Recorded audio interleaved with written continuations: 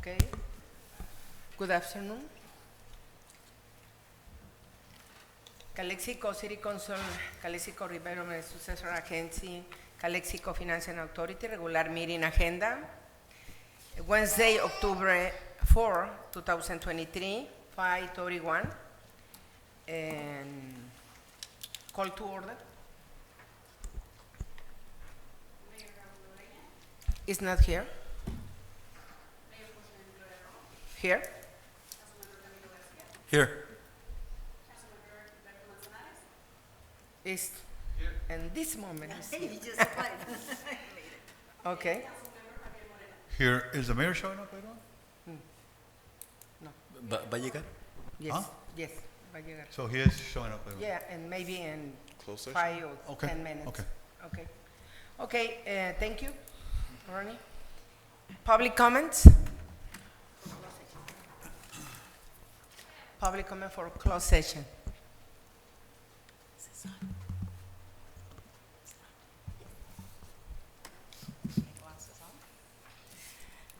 Can you hear me? Yes. Good evening, Mayor Pro Tem, Mayor Council members, City Manager Golio. I'm Terry Navo, the Executive Director for the Housing Authority of the City of Calexico. I come before you respectfully requesting you place an item on your regular meeting agenda. Although Ms. Golio and I inherited this issue that goes back over 20 years, it is our responsibility as heads of our respective agencies to get this corrected.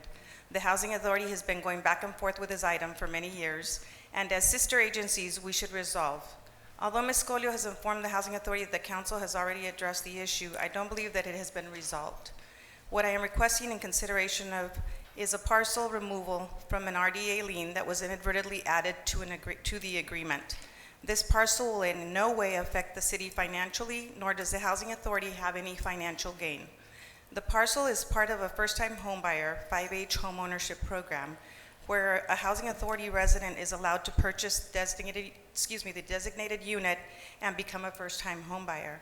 This allows your constituent the ability to become a homeowner and no longer depend on public housing. I was informed that this item would be addressed in closed session. However, I didn't know that, and I don't know if what you're going to discuss, so I'll wait until you come back and hopefully provide direction to Ms. Golio and Mr. Campos. I respectfully request you place this on your next regular agenda for approval so that I may provide you with detailed information and both agencies can move forward with other business at hand. Thank you so much. Okay, thank you. Other comments? No? Okay. Go to the closed session in 5:35 minutes. Individuals causing disruptions will be escorted out of the meeting. If you have been previously escorted out on prior occasions and disrupt the meeting again, you will be cited under the city ordinance or misdemeanor. If you cause a disturbance and have been previously cited for it, you will be subject to arrest and transported either to the Calexico Police Department or the Imperial County Jail. We sincerely appreciate your cooperation and understanding in advance. Thank you.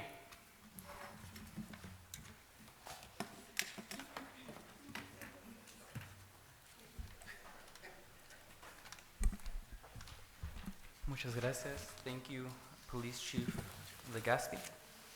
Muy buenas tardes a todos. Good afternoon, everybody. This is the regular meeting agenda for the regular City Council meeting, October 4th. We're going to go ahead and call this meeting to order at 6:45. City Clerk, if we could start with roll call. Mayor Raul Ureña, Present. Mayor Pro Tem Gloria Ramos, Here. Councilmember Camilo Garcia, Here. Councilmember Fidel Manzanares, Here. Councilmember Javier Moreno. Present. Let us rise for the Pledge of Allegiance.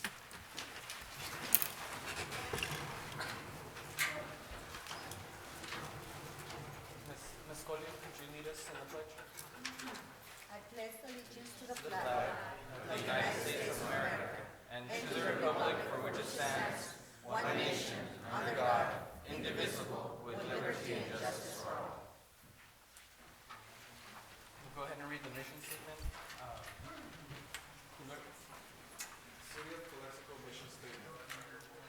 Together, we pledge to provide effective and efficient services in a courteous and respectful manner to improve the quality of life for all in our unique border community. Viva Calexico. We'll do the invocation. If you want to stand, please. Please bow our heads. Heavenly Father, I ask for your blessings. Help us as leaders how to fix things, what we need to learn, how we might need to change, and whom do we need to listen to. Remind us that no matter who we are, we treat everybody with respect. Amen.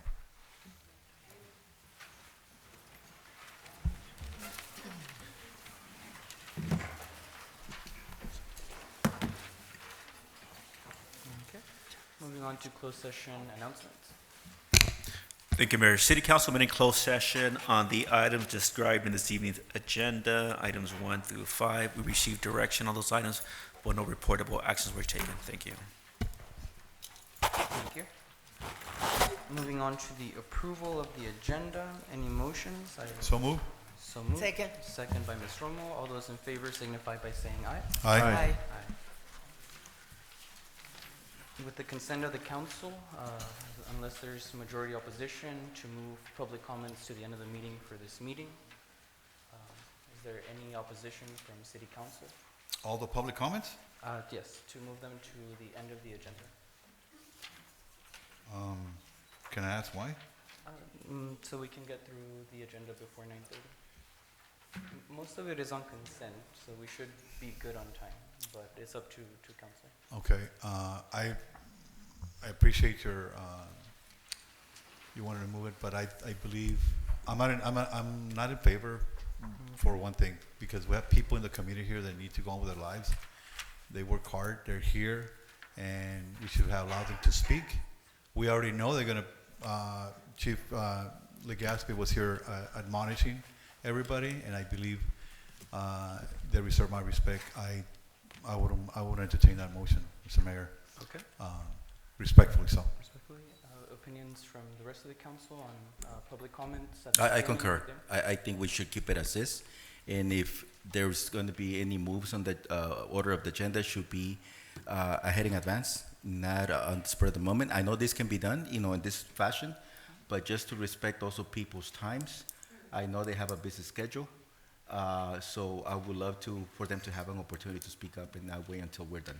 So, Ms. Romo, Mr. Manzanares? How many public comments for general comments? We have a total of 1, 2, 3, 4, 5, 6.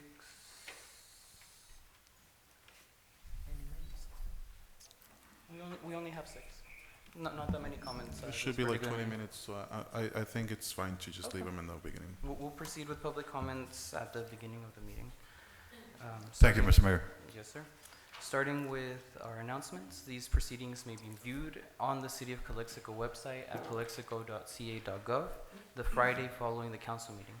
Community office hours with Mayor Ureña will be held by appointment. Please contact the city clerk's office in person during working hours or by phone at 760-768-2102 to schedule an appointment.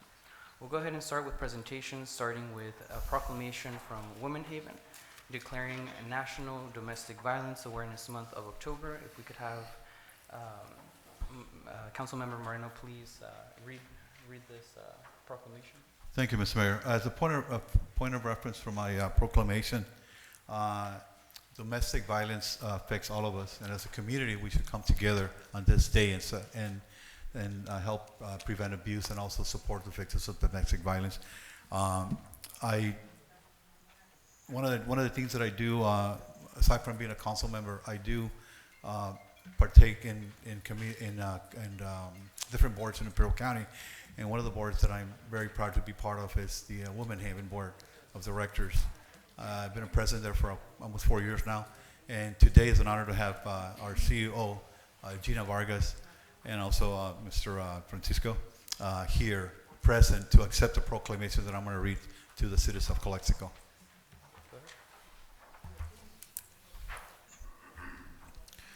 Whereas the crime of family violence violates an individual privacy and dignity, security, and humanity due to the systemic of physical, emotional, sexual, psychological, and economic control and or abuse, including abuse to children and the elderly, and whereas the problem of family violence are not confined to any group or groups of people, but across all economic, racial, and social barriers, and are supported by societal indifferences, and whereas the impact of family violence is wide-ranging, directly affecting individuals and society as a whole, here in the city of Calexico, throughout the United States and the world.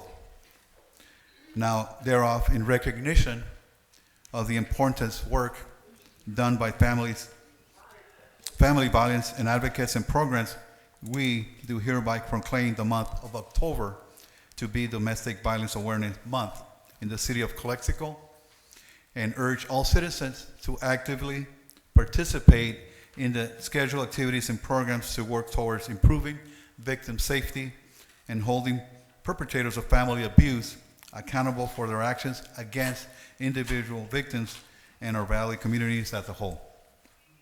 In witness whereof, I hereunto affix my signature and the official seal of the City of Calexico on this 4th day of October 2023. Oficialmente ponemos el sello de la ciudad proclamando el mes de la concientización en contra de la violencia doméstica aquí en la ciudad de Calexico. Felicidades, hay que estar atentos y reportar todos incidentes, así como trabajamos y así mismo trabajaremos para deshacer el machismo, para deshacer la violencia doméstica que todavía lamentablemente sigue existiendo en nuestras comunidades. Ms. Vargas from Women Haven, if you would like to say a few words, por favor. Felicidades. From the microphone.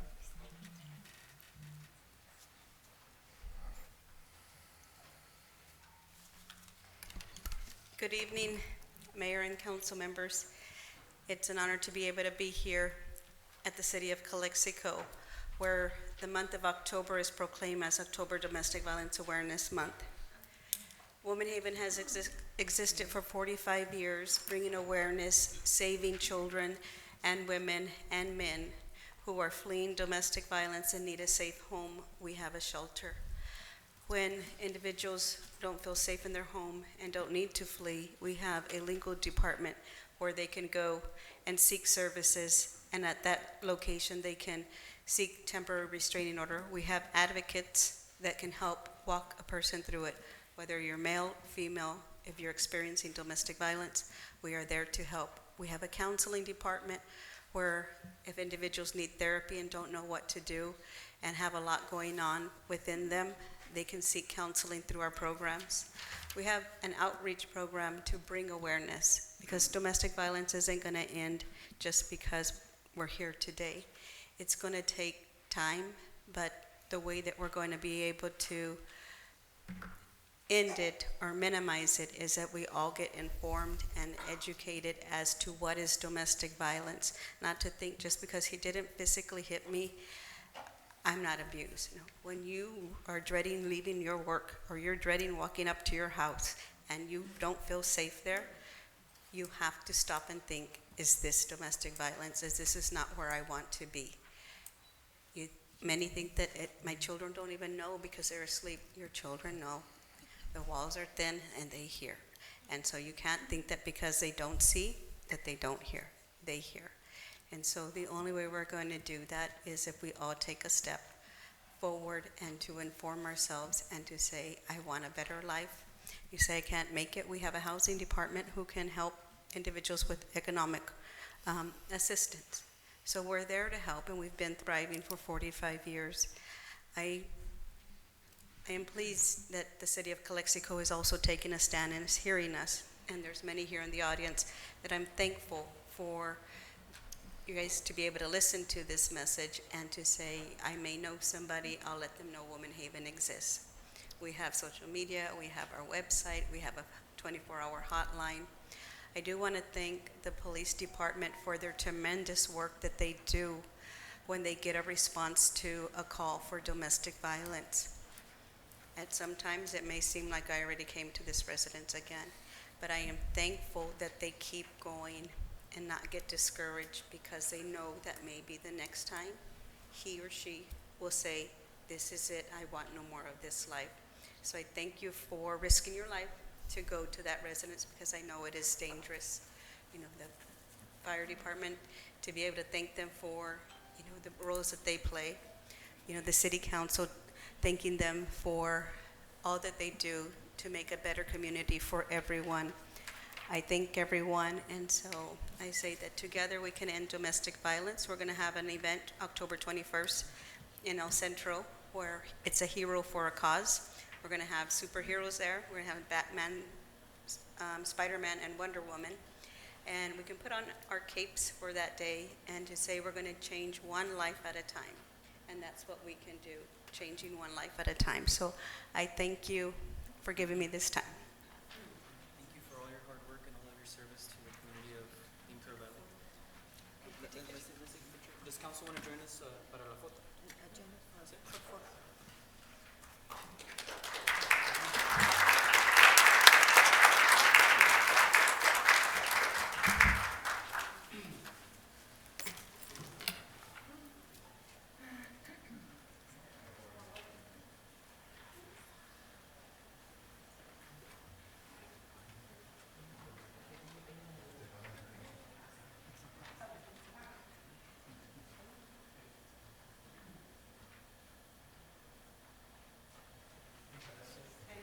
Thank you.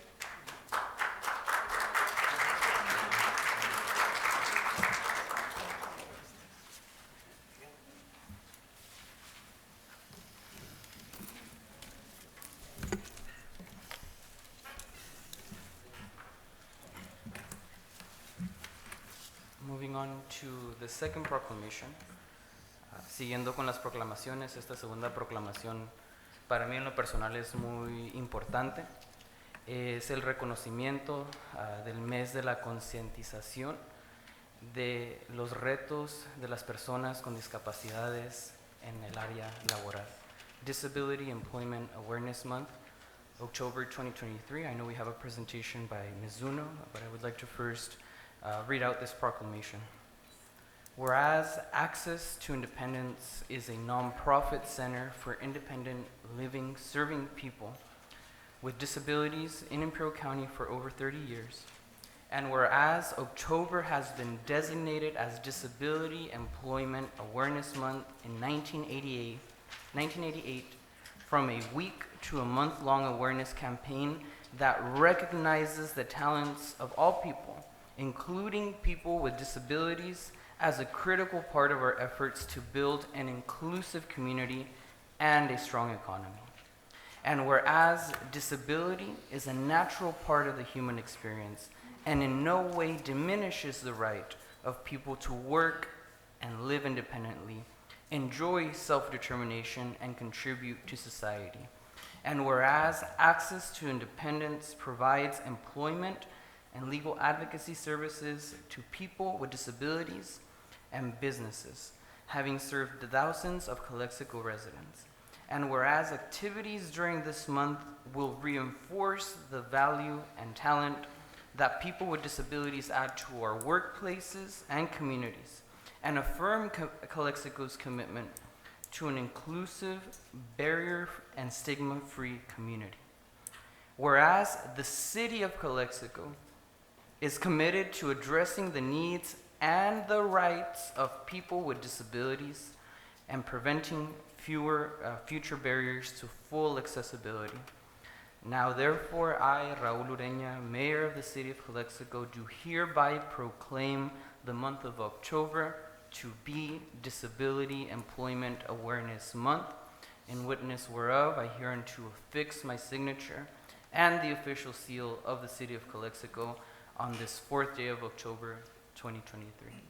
Felicidades y un aplauso para todas las personas con discapacidades que debemos reforzar y valorar todos los días del año. Señora Zuno, adelante.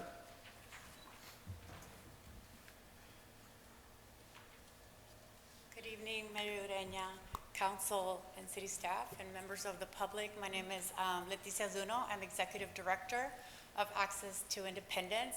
We are, as Maria Ureña said, a local nonprofit organization that has been in Imperial Valley for over 30 years. Our center was founded by local Imperial Valley residents. To name a couple of them, Miguel Duarte, may he rest in peace, led the Department of Rehabilitation for many years and passed away a few years ago. Ted Caesar from Imperial Valley College, you might remember, were some of the original founding members of our nonprofit organization. In totality, our organization has been around for almost 50 years. We're part of the very initial centers for independent living that are funded through a congressional act, the Rehab Act of 1973, that kind of was right in the heels of the civil rights movement. So the independent living movement was right on the heels of that civil rights movement, allowing people with disabilities to be seen, to be heard, and for barriers to be removed in areas of government, of school, of public access, and employment. So this is a really special month for us because it highlights not only our commitment, we have a federal commitment to hire and employ over 51% of our workforce to be people with significant disabilities. We're at about 80% throughout our San Diego office, our Imperial Valley office, and our office in Hawaii. We're very proud of those statistics. We're very proud of opening doors and opening employment pathways for people with disabilities. There are a lot of other areas in our day-to-day life that we see these services needed.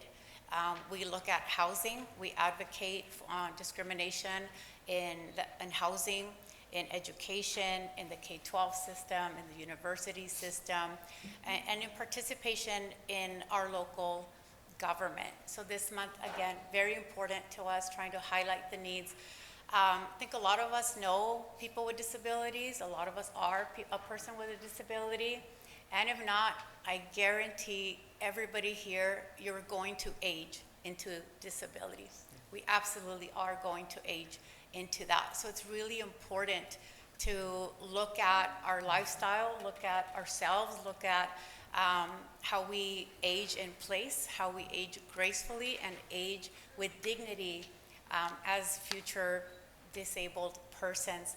Thank you for listening to me. Thank you for allowing me this space to speak a little bit about who we are and what we do. And thank you so much, Mayor Ureña, for the honor of being here today and for this recognition. Thank you all so much.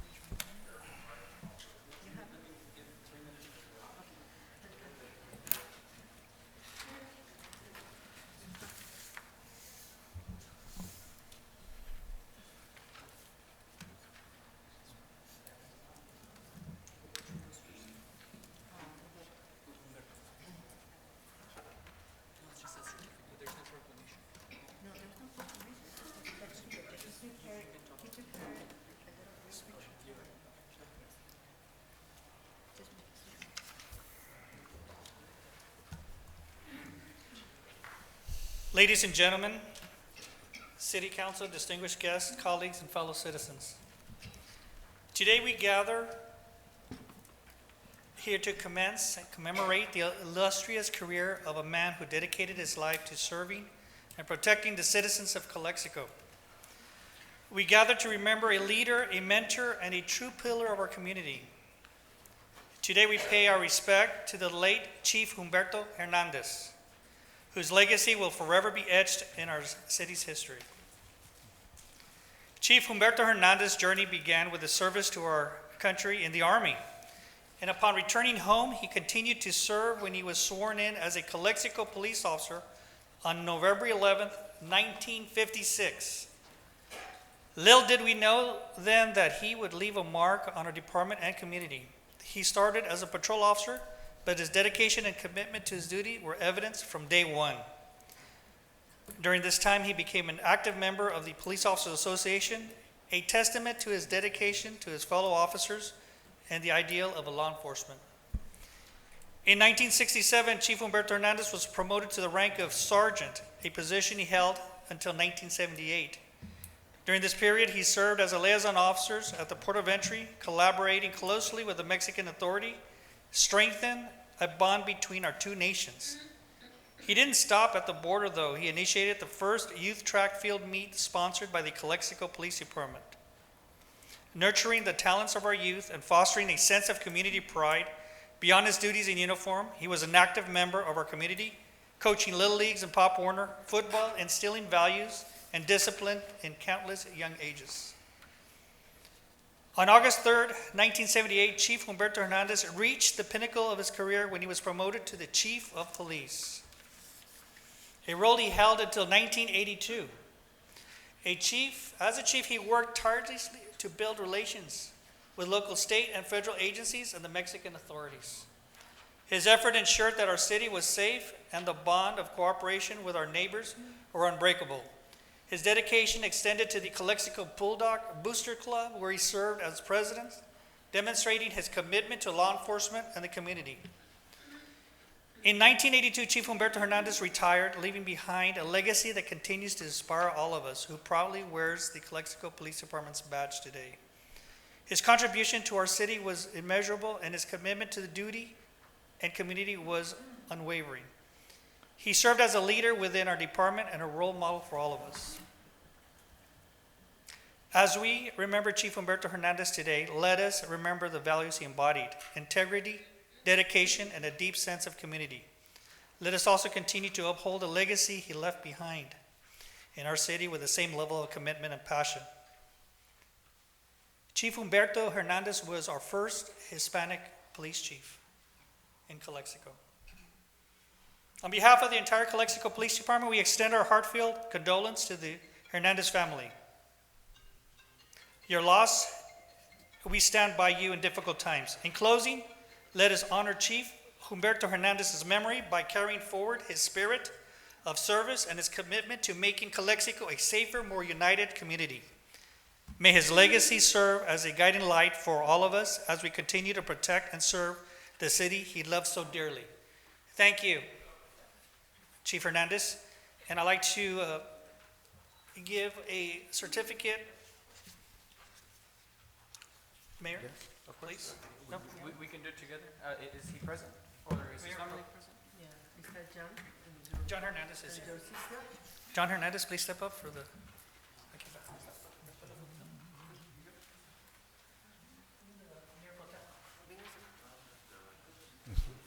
No?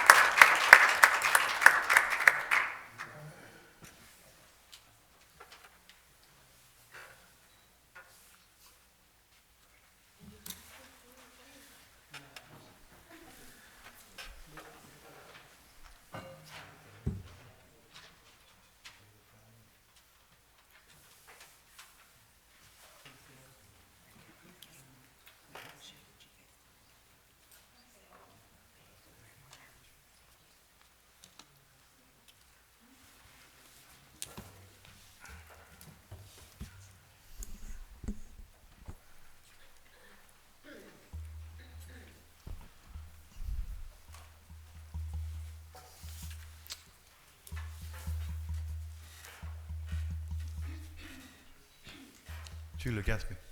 Hold on, Mayor, point of order. I'd just like to say that my name is Javier Moreno. I served under your father. Okay, I know it's been decades last time we saw each other. I served when he was there. I know him. I knew him very well.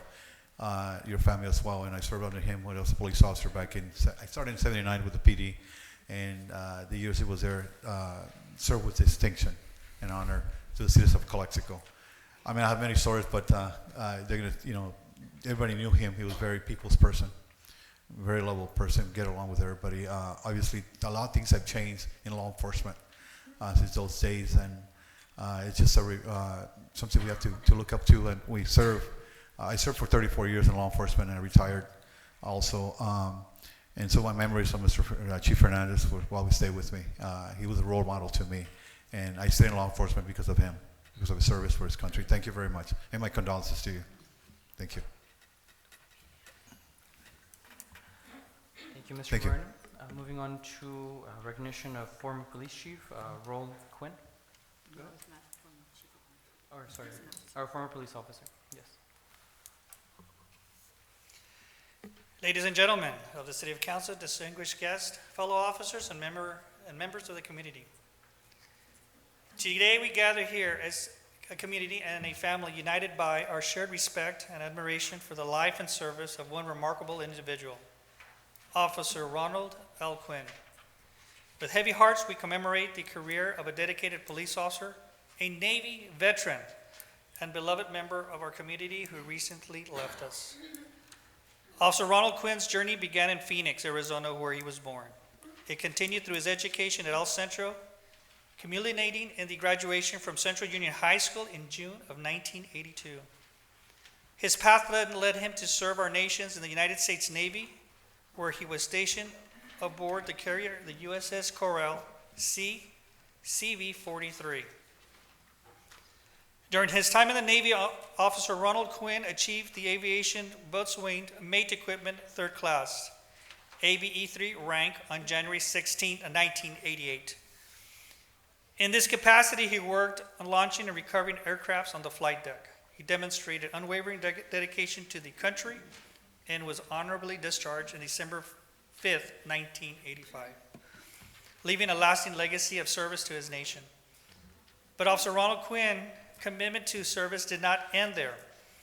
On May 21, 1992, he embarked on a new chapter in his life by graduating from the Police Academy at Allen Hancock College. This marked the beginning of his career as a police officer with the Calexico Police Department. Officer Ronald Quinn was officially sworn in January 12, 1993, and from that moment, he dedicated himself to the protection and well-being for our community. Officer Ronald Quinn rose to the rank of officer in charge in September 28, 1999. As an officer in charge, Officer Ronald Quinn was at the head of the patrol shift, leading his fellow officers. On May 29, 2002, Officer Ronald Quinn's exceptional skills and dedication led to his promotion to the detective's position. Over the course of 2 years in this role, he worked tirelessly on various high-profile cases, demonstrating remarkable investigative abilities and a commitment to justice that inspired us all.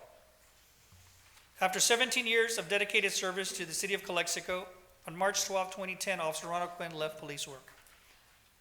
We acknowledge Officer Ronald Quinn's passing on September 14, 2023 with heavy hearts.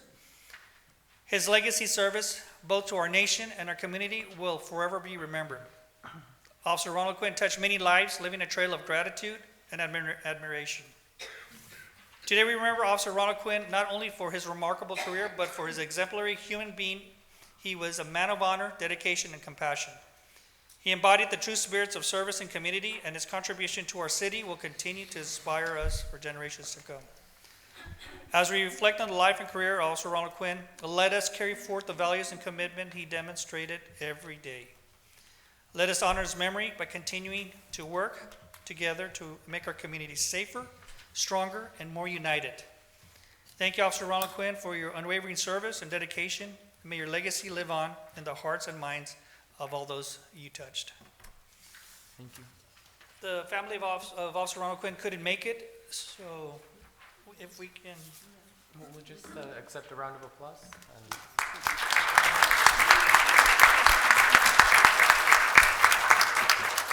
Thank you, Chief Legaspi, for reading those proclamations. Okay, moving on to public comments and public appearances. This is the time, not to exceed 3 minutes, this is the time for the public to address the council on any item that is not appearing on the agenda that is within subject matter jurisdiction of the city council.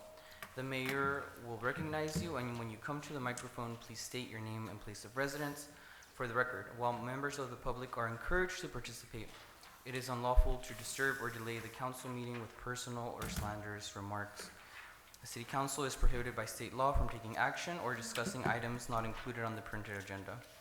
If the item you wish to comment on is on the public portion of the agenda, we will take your comment when we get to that item on the agenda. Please direct your questions and comments to the city council. And we will start with our first public comment, Mr. Hussam Yusuf. Maria? Yes. Adelante. Hi, everybody here. From the microphone? Not in the agenda. I have two, one for item 25 and then one general. So we'll start with the general. We're gonna start with the Sit. Hi, everybody here. I'm here today. I live in San Diego, but I'm here today because I have a business here. So for what I'm seeing from the city system, that we need to look for investors to be here. And we saw a couple minutes ago that we had people, they're looking for wages, they're looking for money, they're looking for things to be supported and living. And we're having problem with this city right now when people comes as investors to come to this city and try to apply for something, they're backing them up and telling them you have to do this, you have to do that, and instead of giving them good route to be moving forward, they're putting them a pump in the beginning to be filled and run away. So this is for the general things that I'm seeing that we need to move something, and having other people in the city that been working for a company just to come over here collecting his money, doesn't have that much experience. They're age of 20s. That how I can see it from my experience, these people that have been working over here looking for money only, not having things for the people to be looking for, the people that living over here, and he's living over here to see if there is businesses can come and have more job for people, to have them more businesses, to have them more work. And we can see everybody right here. There is a lot of businesses being closed down. There is not too much work. Instead of looking for these investors, they're putting a bomb to leave away. So that's for the general things. And after that, I will talk for the 25 sections what I have, so you can see my problem that I have with this city so far right now, because I'm trying to open businesses. Yes, sir. Thank you. Thank you so much.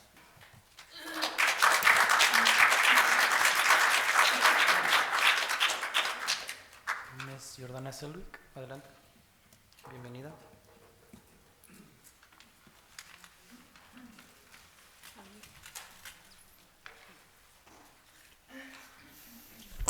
Good afternoon, Council, Good afternoon. Mayor of Calexico and council members. I'm going to start with a quote by Benito Juarez. I think everybody here knows who he is. And he said, "The government has a sacred duty to address the nation and make it listen to the voice of the greatest rights and interests." The greatest rights of the city are the people that are standing here. I am completely appalled that today, I'm not going to say you guys, the mayor tried to quiet us by putting us at the end of the meeting, because I was going to talk about something else.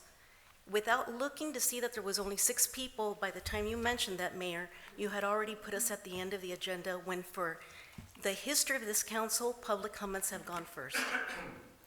So I want to thank the rest of the city council members for bringing this to our attention too, and for voting the right way.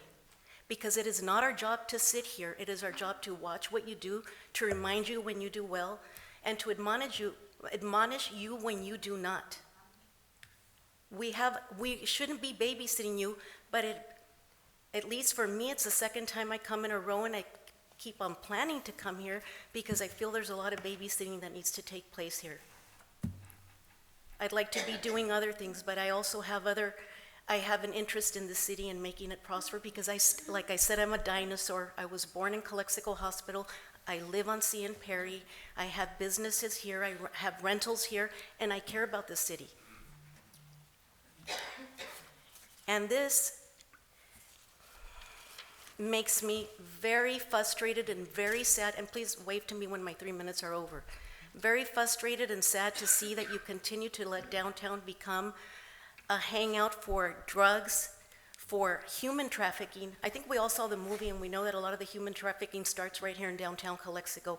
We've all seen it as a police officer, as firemen. I think we're all very aware of it, but yet we make it a common ground. Instead of welcoming people, we're welcoming the wrong interest and the wrong people to our city.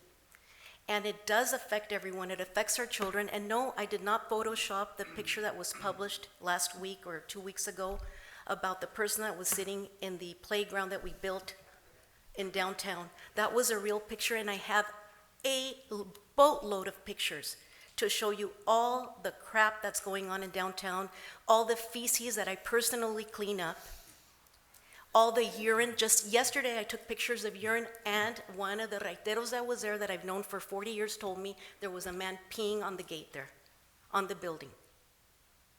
So no, we are not incorrect by standing here and not being dissatisfied. And a lesson that I always tell my children, my family, especially family members, is if you're a family of 6 and 5 people say, hey, this is the way that you should do it, or this is what you should be doing, or this is what I like you to do, and that one person is against the 5, there's something wrong. When you have an audience here telling you, you guys are wrong, please reconsider. Please think about it, and we're never too old, and we're never too haughty, and we're never too smart to admit when we do wrong. And it was a wrong decision what you guys have been doing with downtown. Thank you for your time.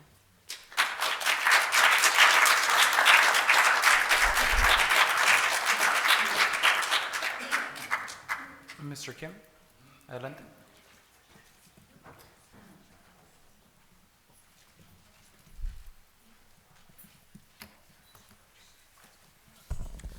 Good evening, council members and the publics. Wow, it's a long time. I've been here several months. I wasn't been here. I didn't point anything, my things, my point of view, because I was busy with my business. And also, I was very discouraged by the council to look at the city. The lady was mentioning right now, we are looking for the money. Our employees are looking for the money for that. And I believe the public employees' salary should be measurable for the private sector, how much they can pay for their employee. So we're failing giving them the reasonable salary schedule. So our town hall, they have to have lesser the major salary schedule. Our public employees supposedly supportive it to keep their morality for the serve the community. I wasn't I was planning to talk this one, but I had to say. And also, I feel like we have a new city manager, Richard Wong came.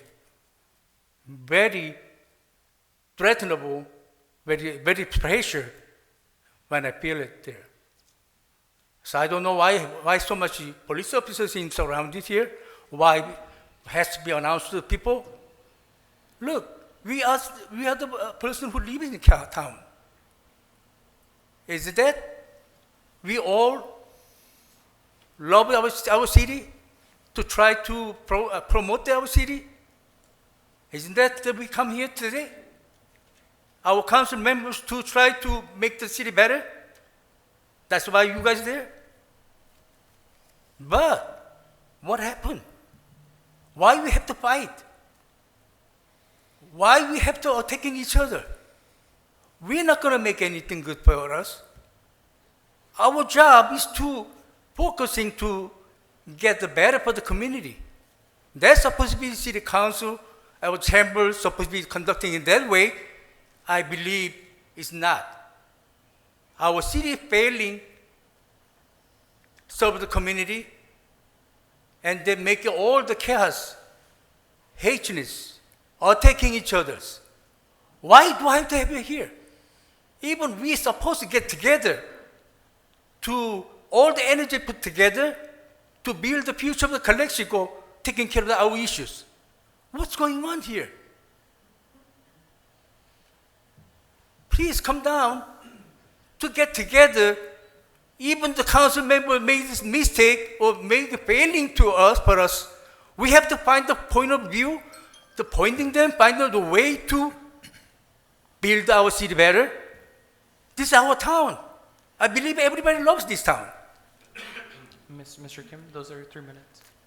Please, if you need help, I can help you. I can help to come here. But we are all one, love our city. We all want progress for the future. Please, council member, work together with the community, deterring your duties. And we council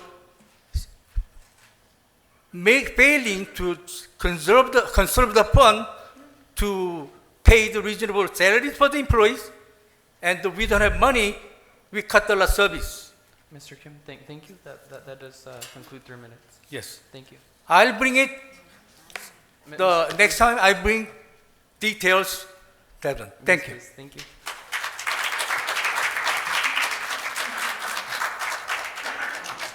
Ms. Yolanda Cunningham. Señora Cunningham. Yolanda. Ahí está, ok. Adelante. Sí, buenas, voy a hablar español porque hablo más español.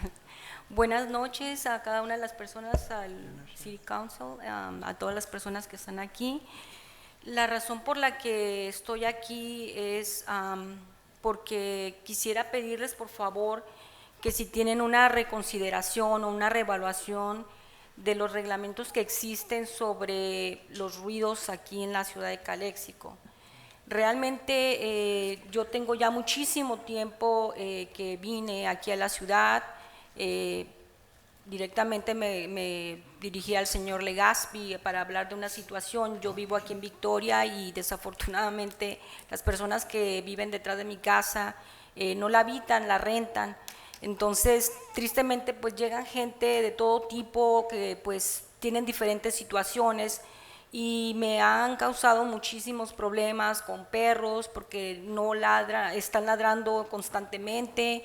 Yo no puedo hacer nada porque pues el reglamento está completamente, ya no está algo actualizado, multas que son de reírse, 10, 15 dólares máximo cuando uno está tratando de explicar, habla a la policía, les explica al Animal Control y dicen que ellos no pueden hacer nada porque pues si no hay una remodificación del reglamento pues no se puede hacer nada. Entonces, además de eso, también les pido por favor que reconsideren que no solamente es el ruido constante de los animales, cuando uno tiene, yo amo los perros, yo tengo 2 perros, pero yo me hago responsable de mis animales. Hay gente que utiliza los animalitos y nada más los avienta atrás de la casa como guardianes de la propiedad, y aquí vivimos en un clima extremo donde hace frío, donde hace calor, y pues realmente, o sea, hay que reconsiderar nada más hacer un responsable de los animales. Y también les pido por favor que consideren también la cuestión del ruido, porque yo todos los días voy de preferencia a caminar en las noches tratando de evitar los carros de las personas que pasan quemando llanta, no hay vigilancia policíaca tristemente. Entonces los muchachos pasan, la gente que vive ahí alrededor de Victoria, de la calle Clinton, de las Zapatas, se quejan constantemente, pero tristemente la gente no venimos aquí a quejarnos. Entonces yo sí estoy hablando porque les pido de la manera más atenta que lo reconsideren, porque esto me está afectando por años y el señor Legaspi lo sabe. Por favor les pido que de veras lo tomen en serio. Y yo no nomás pienso también la cuestión de los gatos también, que también no están fuera de control y nadie se está haciendo responsable. Entonces yo por favor les pido de la manera más atenta que lo tomen en cuenta, la vigilancia policíaca y este reglamento que está completamente obsoleto, ya no es aplicable. Muy bien, señora Cunningham, Mande. por favor, contáctese conmigo. At this point, yes, Hoy le respondí su correo electrónico que me mandó esta tarde. Sí, señora, le agradezco mucho. Sí. Y rápidamente, yo nada más quisiera decirles a los ciudadanos, yo como una ciudadana común y corriente, que quiero vivir en paz, que quiero vivir lo más tranquila, en una ciudad tranquila, a mí no me interesan, yo he sentido durante todo este tiempo que he vivido aquí en la ciudad, las pugnas que hay en la ciudad, entre grupos y grupos. A mí como ciudadana no me interesa estar de un lado o del otro, no tengo intereses en nada. Entonces, a mí no me, hay cosas que, más que criticar las cuestiones personales de las personas, a mí no me interesa, hay cosas que me asustan más que eso. Entonces yo por favor les pido que nada más las personas realmente cuando sea algo importante que apoyemos, nos apoyemos como ciudadanos de Calexico para que podamos salir adelante. Nosotros queremos que por favor ustedes, los miembros del concilio, dejen de tener grupos. Ustedes por favor, yo sé que están trabajando, la señora Romo, le agradezco mucho directamente, porque siempre la señora ha tenido, siendo yo una ciudadana y no conociendo a nadie, la señora siempre ha tenido la decencia de regresarme rápido las llamadas. Le agradezco a la señora, a la city manager también, gracias por responderme, porque no tengo palancas, como dicen, no tengo amiguismos en la ciudad. Entonces yo como una ciudadana común y corriente me quiero sentir que puedo venir y pedir, hacer una petición y se me va a escuchar, sin tener que tener un amiguismo o alguien que me conozca para que me ayude. Muy bien. Muchas gracias. Nomás quería dar una dirección. I just wanted to give direction, unrelated, or related but unrelated, to bring back the updated noise policy that we were considering months ago. I know it was left on the table. I already provided direction to the departments to work on it. Yes, thank you. Thank you. Muchas gracias, señora Sí, Cunningham. sí lo van a considerar entonces. Se dio dirección al staff. Sí, sí, lo que pasa es que la señora sí, yo sé, nada más que quiero decirle rápidamente, ese problema me está afectando porque esa casa la están usando para rentarla y al dueño no se está escondiendo, ni siquiera quiere, tengo cerco común, ya se están causando daños a mi propiedad, que yo ya lo comuniqué. Entonces realmente es triste ver cómo yo cuido mi propiedad y alguien más no cuida su propiedad y es frustrante. Eso nada más le pido que lo entienda porque es la razón. Gracias, buenas noches. Muchas gracias. Gracias. Señor Jesse Garcia, you've requested extra time due to disability, and it will be absolutely granted.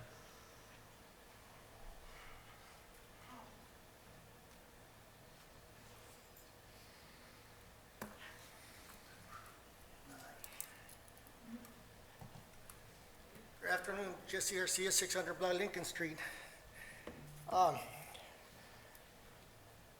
Today I want to talk about 100 block of Rockwood Avenue, downtown. A few months ago, right here at the council meeting, if I can remember right, it was agreed upon all of you to open up that street, remove the concrete barricades and remove those chairs and tables, let the traffic go by. But I've been going there the past for almost every morning and look at those people that they enjoy that place. They enjoy sitting down there, but they only do it in the morning before the sun hits that place. So I know we need something, we need to remove that for sure, but we need something for them to where they could sit and talk in the morning. We need benches, those concrete benches like downtown, we need benches on that block, probably on both sides, like from 7-Eleven, in front of 7-Eleven and Jack in the Box, so that people could continue enjoying that place. And we need to put those concrete benches in that area on the sidewalks only and open up that street. Currently, there are 8 of those concrete benches that are not being used. That we could get those benches and put them right there on that block.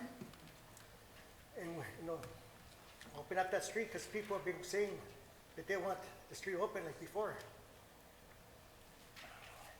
And 6 of those concrete benches are on Heffernan Avenue in front of the former port of entry of the bus stop.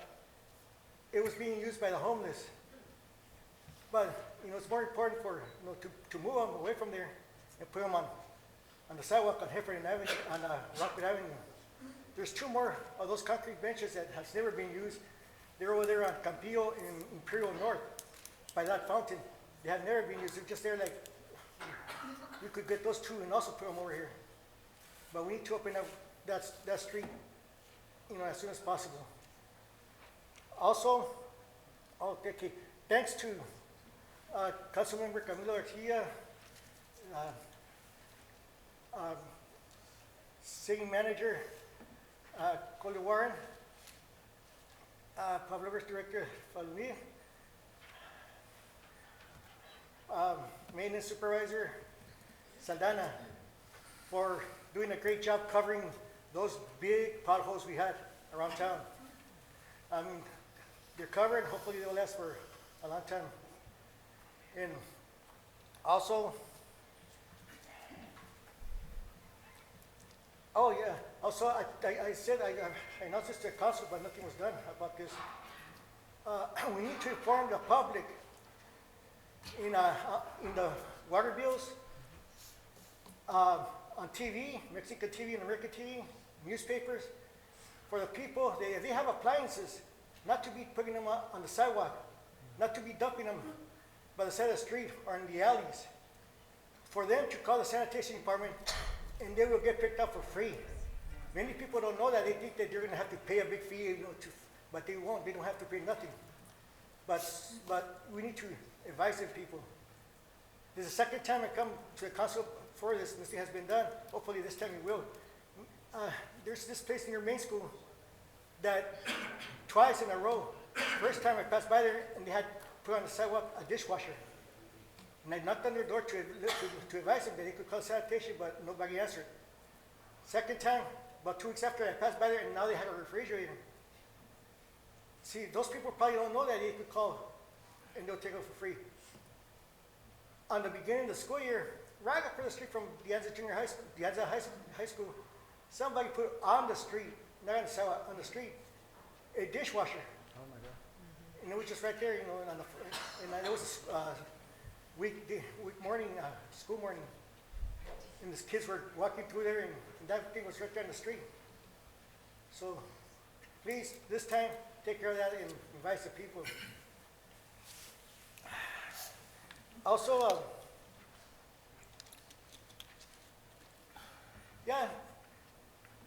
people talk bad about the homeless, and there are many homeless, and many of those who are bad people doing bad things. But there's some, they do good things. I passed by the alley, one of the alleys in downtown, and I saw this homeless with a push broom. I don't know where he got it, but he was using a push broom, and he was sweeping the whole sidewalk, and he did a great job there. I went to the store, got him a Gatorade and a pack of donuts, so because I appreciate what he was doing. So there is some bad ones and some good ones. So too bad we can't judge everyone.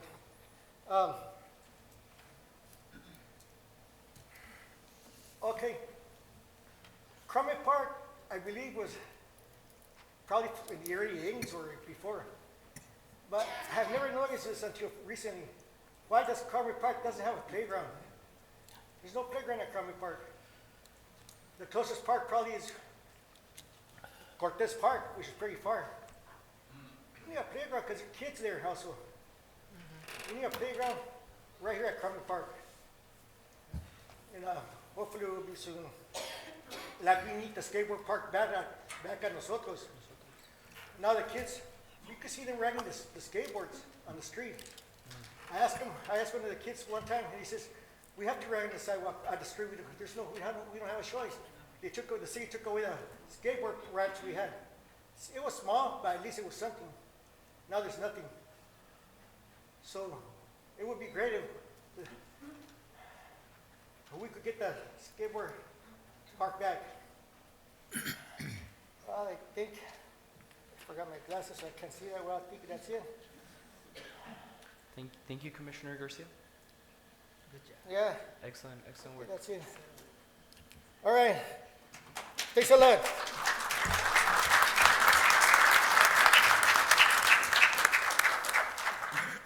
Chief Legaspi, you're authorized to dismiss 2 officers. Okay. Yes. Ms. Morales Blanca?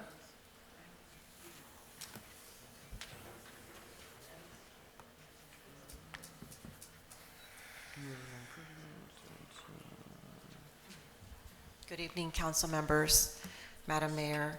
I'm Blanca Morales. I'm the CEO, founder of Calexico Wellness Center, nonprofit medical community clinic, and we also have a thrift store on 2nd Street. We are also going to be hosting a breast cancer awareness health fair on October the 25th from 9 a.m. to 12 p.m. I'll leave these flyers out there. We have them in English and in Spanish. According to the CDC National Cancer Institute, Imperial County is ranked 21 in breast cancer cases. So since I've been here back in Calexico, that has been our #1 health fair. So we're gonna be closing down, and I think we've already done the paperwork, Heffernan Healthcare District, Heffernan Avenue on the, Heffernan Healthcare District, they're not part of this. We're gonna be closing Heffernan Avenue, so we have vendors, because last year we had over 200 people and nonprofit organizations, and we also had the county with social wraparound services. So I wanted to say that to the council members and also the audience. So thank you. Thank you, Ms. Morales. Muchas gracias.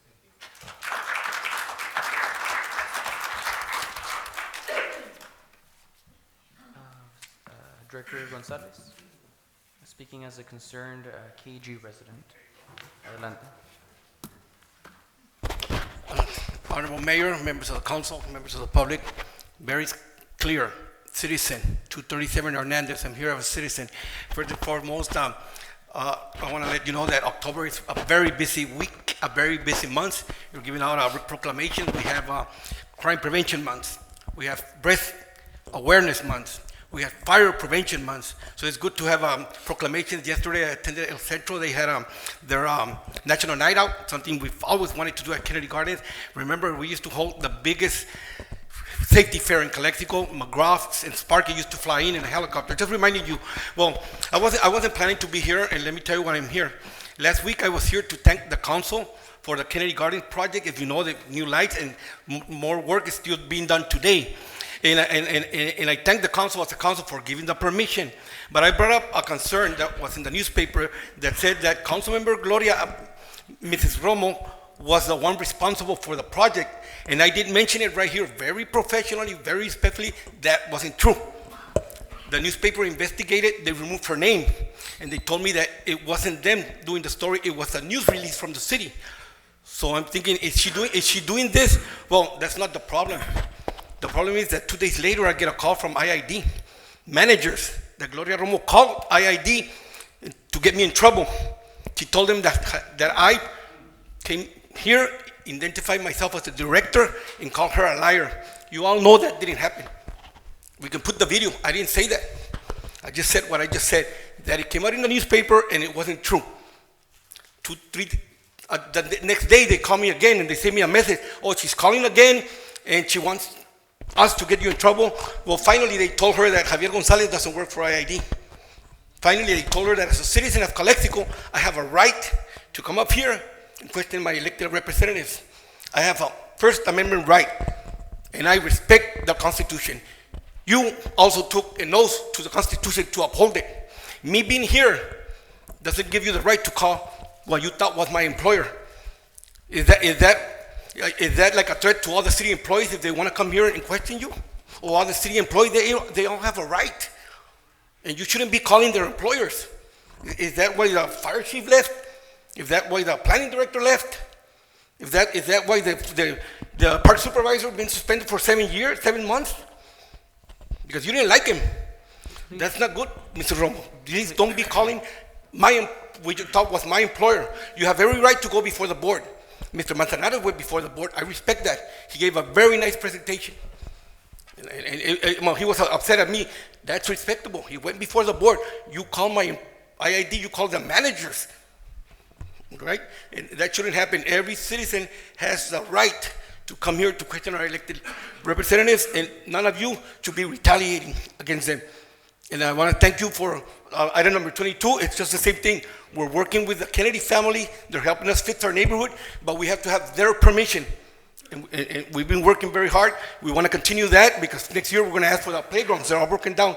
So I just want to make sure that you guys know that somebody tried to get me fired because I came up here to express my concerns. That's not good, and I don't like that. Thank you, Mr. Gonzalez.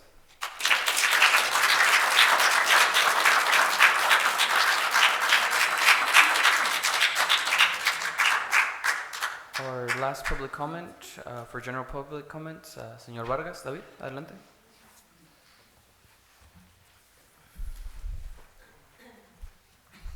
Hello, I'm sorry.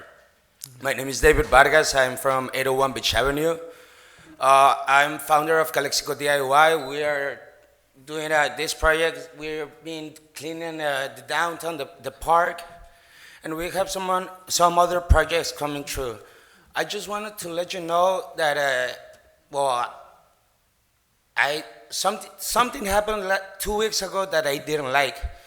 The police came to my house to tell me that we couldn't go clean, that if we went there, we could get arrested. But they didn't tell me to me, they told that to my mom. There were mis hermanas. They didn't know what they were hearing. Like, they didn't know, they could thought the worst of me, you know?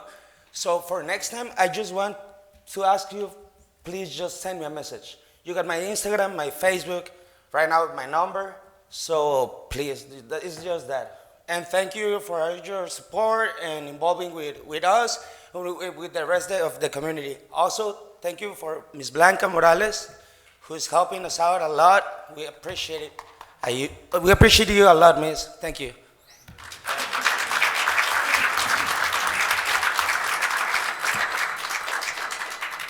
Thank you, David, for your hard work in the community and for your commitment to a cleaner Calexico. All right, that concludes public comments and appearances. Moving on to city. Those are for the items. Any report? City manager's report. Anything to report? One item that is important to mention, we had some delays on the installation of the travel trailers due to some issues with IID in regards to the panel. It's been on the works. Ms. Palomir informed me that it should be done in the next 2 weeks. Which trailers? It's the travel trailers that are being installed as a temporary location for the fire station number 2. Okay. You will see in your agenda that we received during the month of September an executed grant for the fire station. We couldn't do anything without getting that approval, but we'll talk about that one later on. The other thing that I want to mention too is I have a request from Mr. David Vargas and from another group. I can't remember what's the other group. They want to do cleanups, and I want to present a plan for the city council's consideration, because I believe that volunteering is a true statement of the community. I value that. I myself, I'm a volunteer for the Red Cross, but we want to ensure that the city is protected, because as you may know, the city is a self-insured city. If something happens to them during the cleanups or doing any activities that they do, it really puts the city in a difficult position. But we value their work and their willingness to assist the city. And for that reason, my proposal that is coming on the 18th will be for the city council for consideration, because we want to continue having them working for us. In addition to that, we didn't bring this item to the city council for the promenade, because we need to do some tweaks about the funding source. But on the 18th, we're expecting to have for you on the table options for you to make a decision regarding the Rockwood Street, the one that is closed, the promenade. Brevemente, para resumir en español, hubo una demora en las trailers, los modulares temporales para Así la bombera de la Calexico La estación Street. de bomberos 2. Ajá. Número 2, viene un plan para poder financiar los servicios voluntarios de la comunidad sin incurrir riesgo legal como municipio. Y por último, el 18 de octubre Se van a considerar ciertas opciones para la calle cerrada de la Rockwood, ya con los financiamientos establecidos y Así es. clarificados. Muy bien, Muy bien, gracias. excelente, gracias. She said the whole thing in English and then I translated. Yes. Yes. Yes. I have a question for Ms. Colio. Oh, from Ms. On Colio? your report, yes. Ms. Colio, Yes. can you clarify Mr. Gonzalez's comments, please, for the newspaper and my intervention? I don't Okay, know so what I think there's a misunderstanding. Months ago, we were trying to work with the company, the Kennedy Group, and you asked me to contact them, and so was Mr. Camilo, to try to work with the company so they can install those lights. And actually, Mr. Camilo, you were part of the meeting too, along with Mayor Ureña, when we finally find out a way to make it work. But it was a request that it was being made originally by Mrs. Romo and then by you. And so when the newspaper called, I mentioned to the newspaper that the city council members were trying to promote the approval of those lights, but we were running into situations about encroachment permits. And we decided at the end that those encroachment permits will be waived because those are being installed in the city, and you were part of that meeting as well. So that was my comment that, because they asked at the city level who was the one that was promoted. Originally it was Ms. Romo and then Mr. Garcia and Mayor Ureña, and those were my comments. So I think that's what the confusion began, because I was asked specifically for that question. Okay. Thank you, Ms. Colio. Thank you. We did receive one public comment. We'll allow it. This will be the last one. Señor Lopez.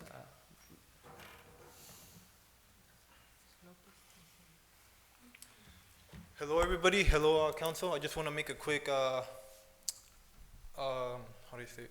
Comment? Yeah, quick comment. Basically, I want to make a complaint. That's the real issue that I want to speak about. Today, Officer Hernandez, this is the complaint about Officer Hernandez. He arrested my little cousin. He's underage. He's a boxer. Isaías, el Pitbull le dicen. Es un boxer de aquí de Calexico y del centro. Lo arrestaron hoy cruzando la fila porque lo confundieron con alguien más. He's also a minor. They didn't read his rights or anything, and they just arrested him, threw him to the floor, and proceeded. They didn't read his rights or anything. So I'm just here to make the complaint and to tell him to please check on your officers. I really appreciate that, and that's pretty much it. Thank you. Have you filed a complaint? It just happened about an hour ago today. So yes. Please make sure that he knows how to properly file a police complaint. Thank you, everybody. Appreciate your time. For me, the question: Are you filing a complaint? That's a question I have. I just want to bring it to attention to everybody. Okay. And if I can make a complaint about it, if I could file or something, I would appreciate that too. The staff will help you. Okay. Thank you. Thank you. Appreciate your time, people.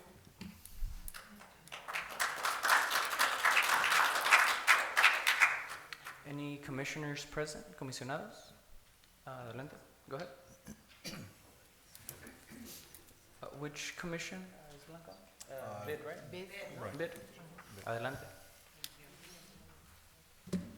Thank you, City Council and Madam Mayor. My name is Blanca Morales. I am on the bid commission for downtown. I just want to give an update. We finally got together with Esperanza Colio and her staff. We will be having a bid meeting on October the 11th.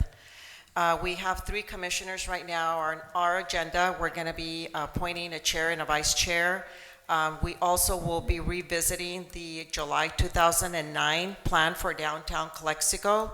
We are going to make the downtown Calexico a priority and see how we can improve our downtown through this bid commission, because it's been a long time coming. So thank you. If you guys are welcome to come, please do so. We'll be willing to share you this plan that was put together back in 2009. The commissioners are Robert Gronish from Garland's, and it's Louis Wong and myself that I know of. Is there anyone else that you know of, council members? That is involved with? Those are the only, okay, commissioners. Okay, thank you. Muchas gracias, comisionada. Moving on to city council comments, we'll start on my left side with Mr. Manzanares. Comentarios. No comments this week. Nada que reportar, señor Moreno. Yes, I do. Thank you, Mayor. Well, as usual, every city council meeting, I have a laundry list of suggestions and recommendations and complaints and everything else. One of the things, too, I'm going to spare everybody here because it's going to be a long night. We can talk about this. We all know that Calexico downtown is a mess, and I appreciate everybody's concern, but I've always been an advocate for dialogue and communication, and that seems to have been broken within our staff, our administration, and the community. The commissions exist for the purpose of meeting with the public, so we don't have to micromanage. And those commissions, as you know, we have many commissions here, so they exist to meet with the public and iron out those differences and make recommendations to city council and staff. Okay? That's what they exist.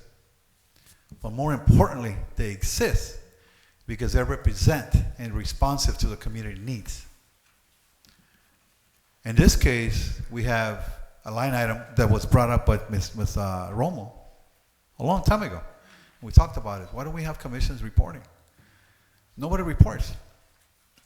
The only ones reporting is our city manager. And it's half the time, I mean, with all respect, you know what's going on. And there's a miscommunication there. So we need to bridge that gap to avoid all this mess. To address every needs in the Calexico, which is parks, recreation, police, anything. And they exist for that reason. And each up here, we appoint a member to the commission. And so when Ms. Morales was alluding to, it's been months and months and months that the commission hasn't met. Why? Why hasn't met? But yet we could continue to have problems and problems and problems. They exist for that reason, to solve those issues. We seem to have a community that cares about Calexico, cares about downtown. Jesse Garcia, Juito, I know him when we were like 5 years old, so I know him very well, and I appreciate everything he's done. But the man has dedicated so much time and effort to bring out the things in our community. He seems like the only one interested in solving problems, potholes, whether it's potholes or cutting grass or limbs or here and there. So I appreciate that his advocacy for Calexico. He loves Calexico. He wears Calexico on his shirt every day. And I thank him for that because I'm not a social media person, but everything I want to get to know what's probably in Calexico, I go down to Chuito, he's there posting videos, and I appreciate that. So there's a discommunication within the board, the commissions, and administration. It shouldn't take us 7 months or 8 months or whatever to finally a commission that was put together 3 years ago. And one of my members, one of my commission members is Blanca Morales. I assign her there, just like everybody up here assigns people there. They're not reporting what is going on. It's important we take back those commissions, those issues, and bring it back over here. It can be resolved at that level. And with the recommendations, similar to what Ms. Colio does when she puts proposals up here, and we ask her, what are your recommendations, Ms. Colio? And she says, my recommendation is this, and we vote on it. Simple. But all those things are already ironed out. All those things are already taken care of. They do due diligence and so forth. That's one thing. I've also said, and it keeps to be the topic here, why can't we open Rockwood Avenue? It was a pilot program. Originally, we thought about it. We voted on it. It's not happening. It's not working. Let's move on. Open it up. I think the merchants downtown would benefit greatly, especially with the Christmas season coming on. And if we're worried about the paint being run over by those vehicle tires, well, guess what? They told us that the paint can last forever because they put a special coating on it. So it's not that the cars are going to, get anything to do with the paint. It's just we're not interested in opening up Rockwood Avenue. We're interested about just proving a point. So I humbly ask administration and humbly ask my colleagues up here, open Rockwood Avenue. Simple. I don't know if they put an agenda again, or I don't know what I have to do.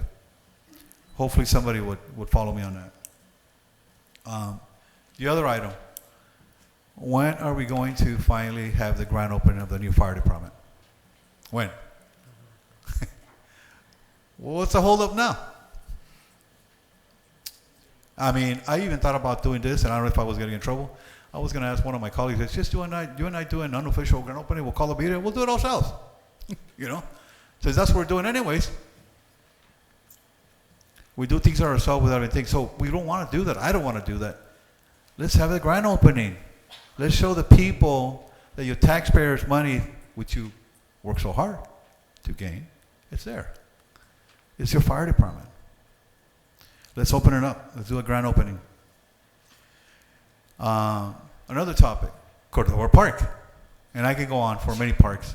We have commissions for that reason, the same thing. I went down there about a week ago, and one of the reasons I was told, because I went door knocking, I saw some people there, because I guess the grass is not growing on one side because instead of 6 sprinklers, there was only 4 sprinklers. Are you kidding me? I can do a better job in my house doing a sprinkler system than the city of Calexico. The money was already allocated. What's wrong with Cordova Park? The kids need to play at a park, and we allocated those funds. So we just keep kicking the can down the road, and why are we not opening Cordova Park again?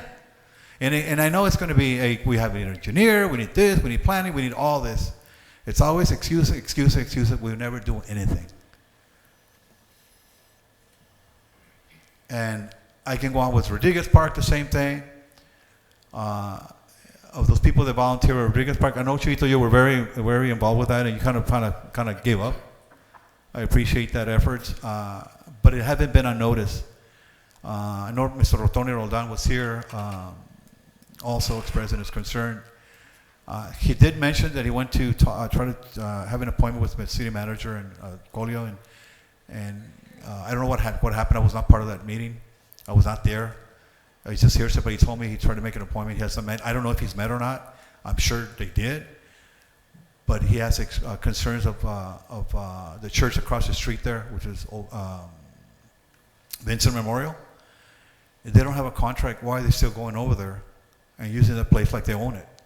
We need to address those issues, and that's what the Parks and Recreation Commission exists for, those reasons, to avoid problems and misunderstandings. And then we have people coming up here expressing concern that nothing gets done. I feel bad. I ran on Veteran Calexico, and I feel bad because I'm doing a bad job at it. So this communication on that. I think we could do a better job. I love Calexico. I know we love Calexico, but we have to do it together.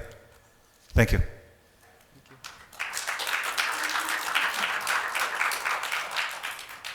Following with the order, I'll go ahead and report just one meeting. Nomás tengo una junta que reportar. Today is my favorite holiday. Today is California Clean Air Day.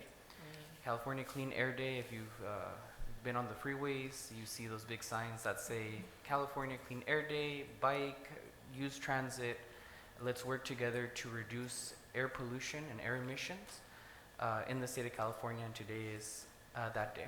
City of Calexico was invited to a clean mobility forum in Los Angeles, California yesterday. I was very humbled and honored to be able to represent the City of Calexico to the Southern California region for the great success of our Calexico microtransit program. I was sitting up there on a forum as your transportation commissioner and as your mayor, presenting the success of Calexico microtransit alongside projects to the leagues of the Los Angeles Department of Transportation and other partners that were represented from the Southern California region. Hoy es uno de mis días, hoy es el día festivo, mi día festivo favorito. Hoy es el día de la limpieza del aire en el estado de California. Se han circulado en ciertas vialidades, en los freeways.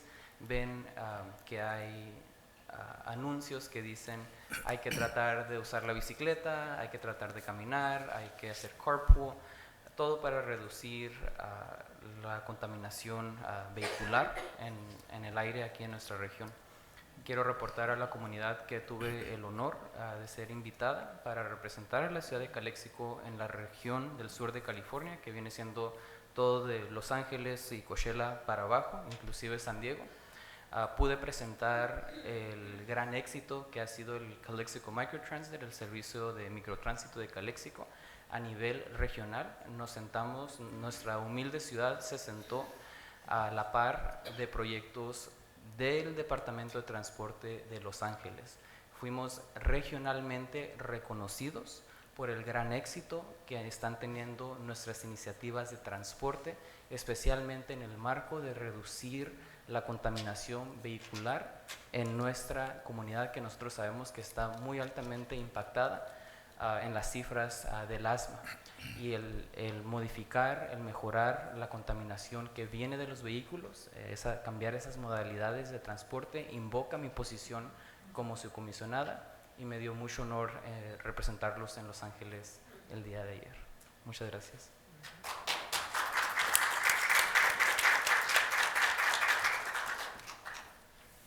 Okay, Mayor, I give my time to the Ureña families. Okay?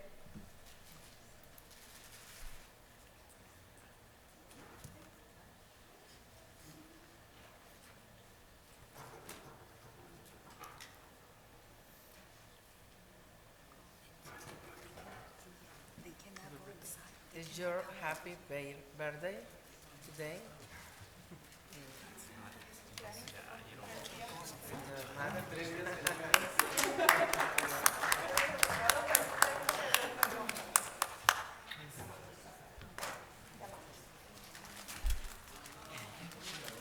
Thank you. Thank you.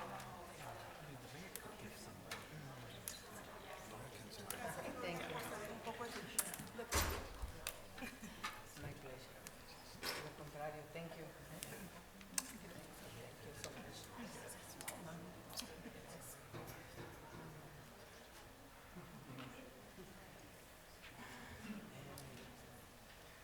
Eso, Thank you. ¿Eso se considera una queja o una celebración? Muchas gracias, señora Romo. Sí, es mi Happy cumpleaños el día de hoy, y aparte mi día festivo favorito. Estoy muy feliz el día de hoy y agradezco, por supuesto, estas florecitas frescas, hermosas. Muchas gracias, ama. Muchas gracias, abuelita, tía, prima. Cumplo 26 años de vida aquí en el servicio a la comunidad, y humildemente agradecida. Gracias, vicealcaldesa. Un placer. Concejal, adelante. Happy birthday. Thank you. First, I want to start with something that really bothers me a lot, and I think it's really difficult to hide it. When you open up a meeting with admonishing the public, that's not the way that you build bridges. That's not the way that you improve relationship with the community. That many people have come forward and said, we want to build a community. We want to build the communication. Not when you are admonished and warned that you will be arrested if you do certain things. That's not what I'm here for. I'm not here also to be, monitor, and before we have been against cameras. And we have an extra camera right now. Why? Excuse me, yes, my time, thank you. We don't need that. Excuse me. Yeah, we don't need that. Last week we had a chance to attend, some of us, the League of California Cities, Cal Cities Conference. The topic of that meeting, or the whole, conversation, a lot of the conversation that took place is how to build relationships with your community, with your staff, with your colleagues, how to exercise decorum, respect. A lot of us will have benefited from that. I think that's what we're lacking.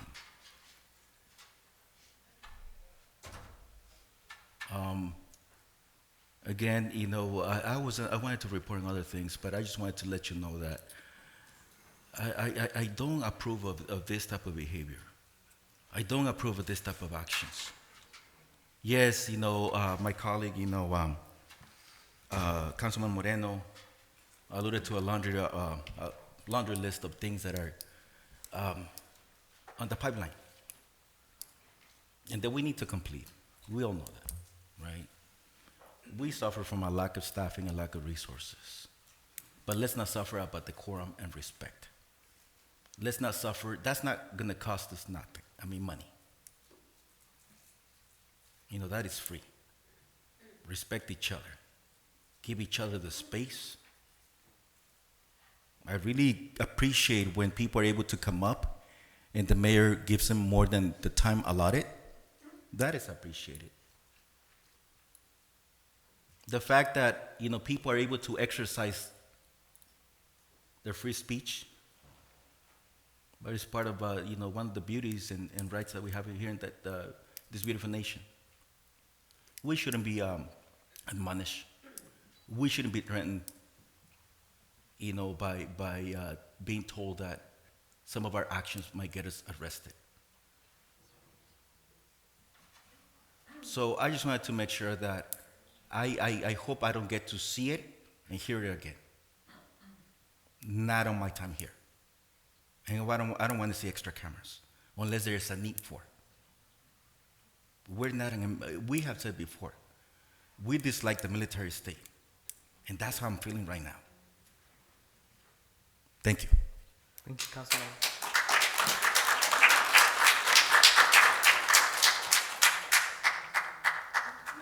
Moving on to the consent calendar.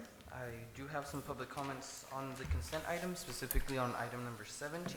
I'll go ahead and read those out loud. We do have one Zoom speaker as well. Let me go ahead and get through, and one in-person speaker as well. Just 17? Just 17. And there is one for 25, but that one's in open session. No, the first one is the, what number? 17. 17? Todos los comentarios son del 17. All right. We have 3 comments from Ultra Systems. They are in favor of the change order. We'll go ahead and read these quickly. This is from Michelle Tillett, Biological Resources Group Manager, Senior Biologist. As biological monitors, we are responsible for construction monitoring and pre-construction surveys. The existing Burrowing Owl pre-construction report contains the locations of the environmentally sensitive resources such as burrowing owls. Updated figures are available as well. Burrowing owls are protected by law and regulated by CDFW through the Streambed Alteration Agreement for the diversion of the New River for the New River Improvement Project.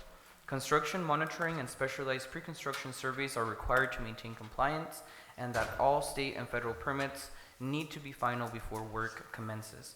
Work on the diversion pipeline was halted due to a lack of an encroachment permit for construction work in this area. The encroachment permit was signed September 15th, 2023, and is being voted on today. Many of these criteria were not met due to challenges with staffing in the city and ROW encroachment permitting. It resulted in significant cost overruns for contractors, including the possibility of significant regulatory delays for the habitat without CDFW concurrence. We have had cost overruns as a result as well, but our amount is very small compared to the others. Yet it is really important because non-compliance can cause cost overruns for all the other contractors as well. So it's one of the most important things to fund, even though it costs the least. We seek your approval for the last comprehensive change order for $155,199. As an aside, we sent Esperanza Colio and Liliana Palomir a separate change order for $24,500 to initiate immediate 30-day pre-construction take avoidance surveys for the burrowing owl that must begin this Friday, October 6th, for work to commence again on the diversion pipeline the first week of November 2023. Very excited to hear that.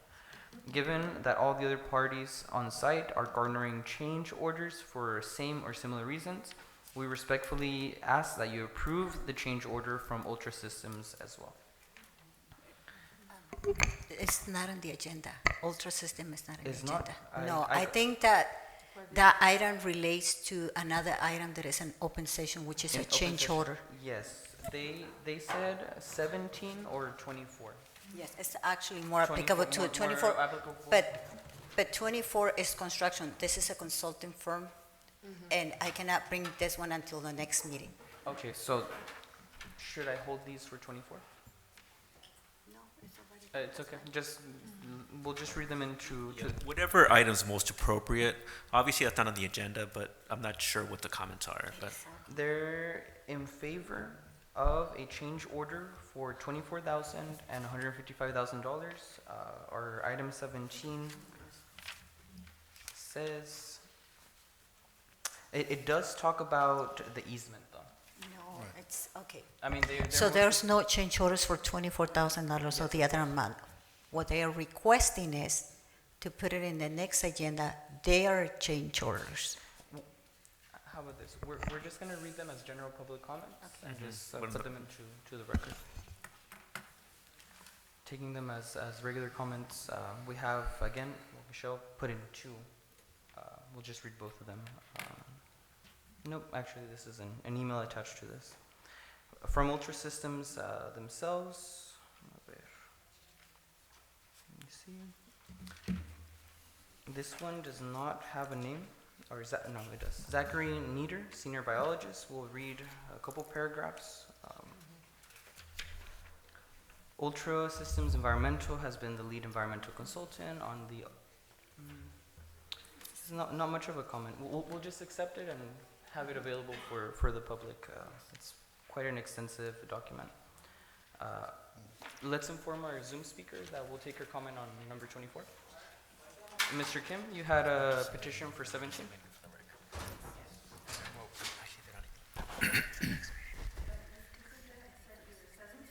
Or 24? 24. Hi, Yes, I'm here again. Number 17, the Grand Plaza. Because I was against giving the money to them, they would call me, and they failed. The Grand Plaza, they got our gun club. They never paid the pennies for the gun club. Mr. Kim? Yes. This item is not about the Grand Plaza. It's Doesn't about, matter. The Grand Plaza, they don't want this entity to get the grant from the city. Okay, proceed. Okay. They got the $2.8 million worth gun club without paying any pennies. They say they're gonna buy, they're gonna pay market price. They never pay nothing. And the city spent $300,000 to remodel the gun club before they took it, and they tear down. Grand Plaza, they asked the city to tear down the building. They took down the buildings. And the Grand Plaza, do not pay for any money for the gun club, and nor the lease payments to using the lease or rent. And the Grand Plaza doesn't have a document paid $60 million the infrastructure fees to the city. Grand Plaza, they're receiving $500,000 every year from the city of Calexico. Now, you guys granting to get the benefit for them. What is the money for the citizen? All the money is supposed to be funded to pay in order to pay our city employees, infrastructure, safety officers. All those money was gone. Please be aware when you make the decision.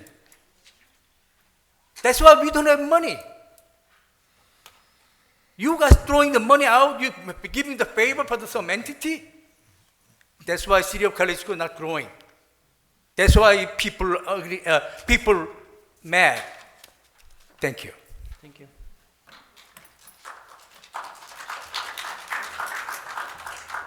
We'll go ahead and entertain any motions on the consent agenda. So moved. So moved Can we by- discuss, some discussion? It's on consent. What- Second. Can Is there one that you want I to just quote? just say something? No? I mean. Yeah, you could have a comment. Either we can have them all at once or pull an item depending on Okay. discretion. Yeah, go ahead. Go ahead. There's a motion to approve. Is there a second? Second. Yeah, somebody second. Okay, go ahead. So this is a temporary, right? Jobs you're gonna do, temporary. Okay, so we have the new river improvements project. A little bit more than 2 years ago, the plans were executed, were completed, and the city council approved those plans. In the plans, there was verbiage that says that an encroachment permit needed to be secured in order to continue with the project. This particular property belongs to the Grand Plaza. It's in the middle of the New River line. And because it will get impacted by the installation of the sewer line, we need an encroachment permit to put together the equipment right there next to it. So what we did, we went to Grand Plaza and requested permission, which is basically a permission to install the equipment and the machinery so that we can build that sewer line right there. And it's a temporary permit for 2 years. There is no cost tied to this project. We're not paying them anything. They just allowing us to do the work next to the New River. Okay, thank you for clarifying that, thank you. Appreciate that. Motion second. All those in favor signify by saying aye. Aye. Aye. Consent agenda is passed unanimously. Moving on to item number 22. For the sake of expediency, if we can make the presentation short, it's to approve the following for Camarena Heroes Park: to authorize the city manager to waive an encroachment permit fee in the amount of $3,366.81, and to approve the encroachment permit to repair park lights at Camarena Heroes Park. You know what, I would like just to move for approval. I'll second. Yeah, so, All those in favor signify by saying aye. Aye. Motion passes Thank you. unanimously. And thank you, Ms. Thank you, Ms. Valomir, for your diligence on this one and the previous Kennedy Gardens contracts. Muchas gracias.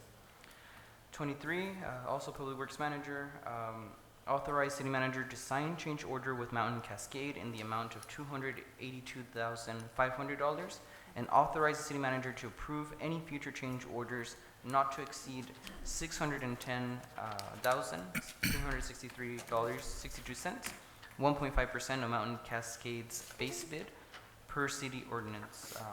Adelante. Good evening, Mayor and council members and those present. As you are aware, the New River Improvement Project Calexico Reach has started construction. On a weekly basis, the city manager, myself, our construction management team, which is dynamic, and also DWR, who are the funding agency, meet to discuss this project. And we have, since it's a $45 million project, there has been some unforeseen circumstances that were not taken into account when the plans were prepared. One of them was, for example, a change in access to the property, as well as there was a property where the sewer line is going to be constructed that belongs to the city that also needs to be cleaned.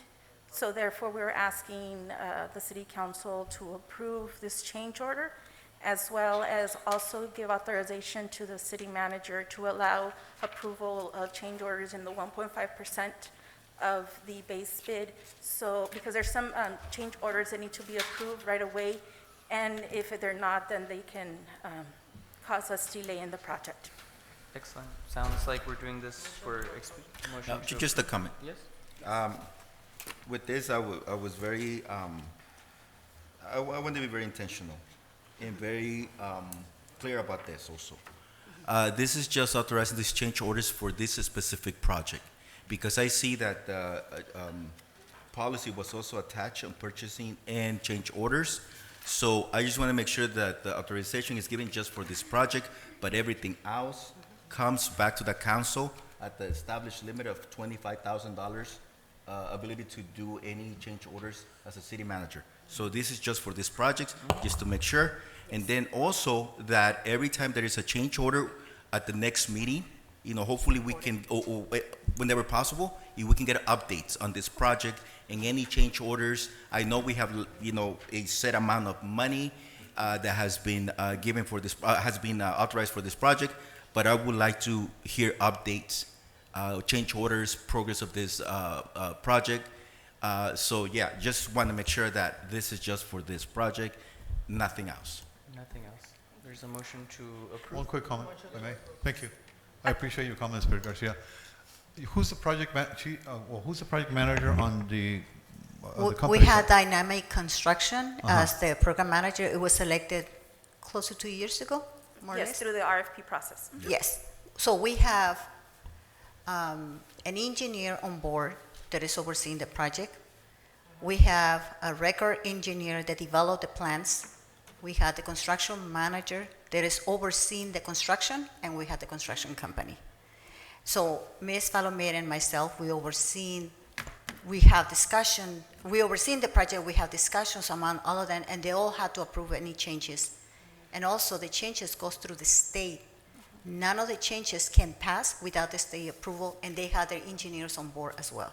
Right. I think the per law only allows a certain percentage to be approved, right? Yes, sir.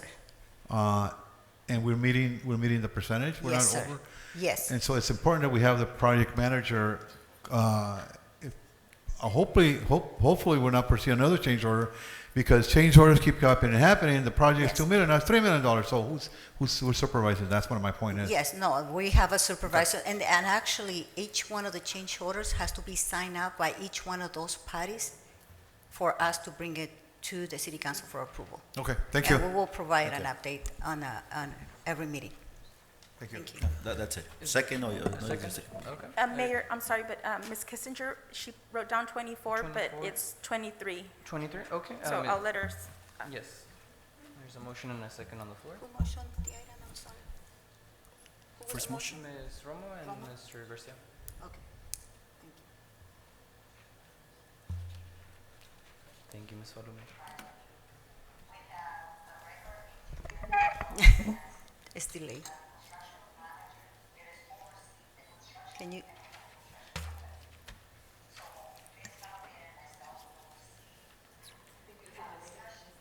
Can you lower the volume? Okay. Ready? Mayor. Yes.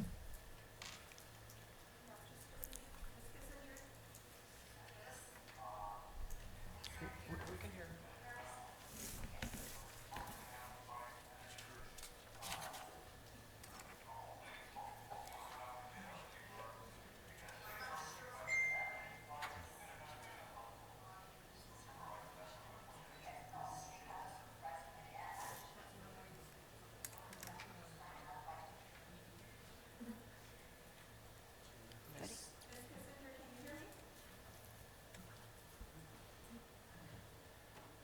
Ms. Cole, we need to discontinue Zoom and we need to discontinue the pandemic public comments Did you- if we're allowed to do so. Okay. Until we have the technology to Okay. accommodate them again. Understood.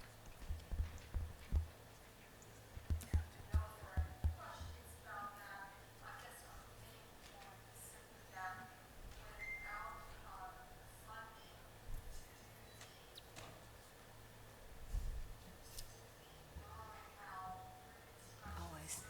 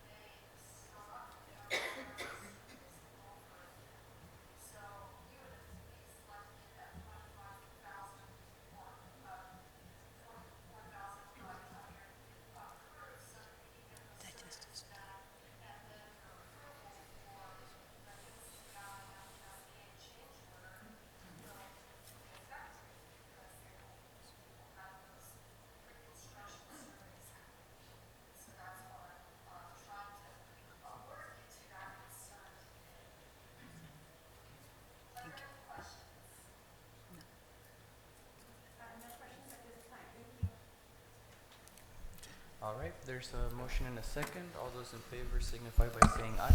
Aye. Aye. Motion passes unanimously.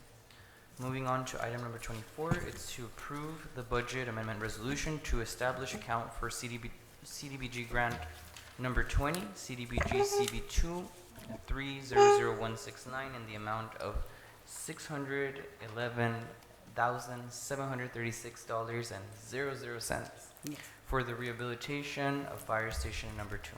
Yes, City Council members, as you may recall, back in April, we had discussions with the state of California regarding the pending monitoring.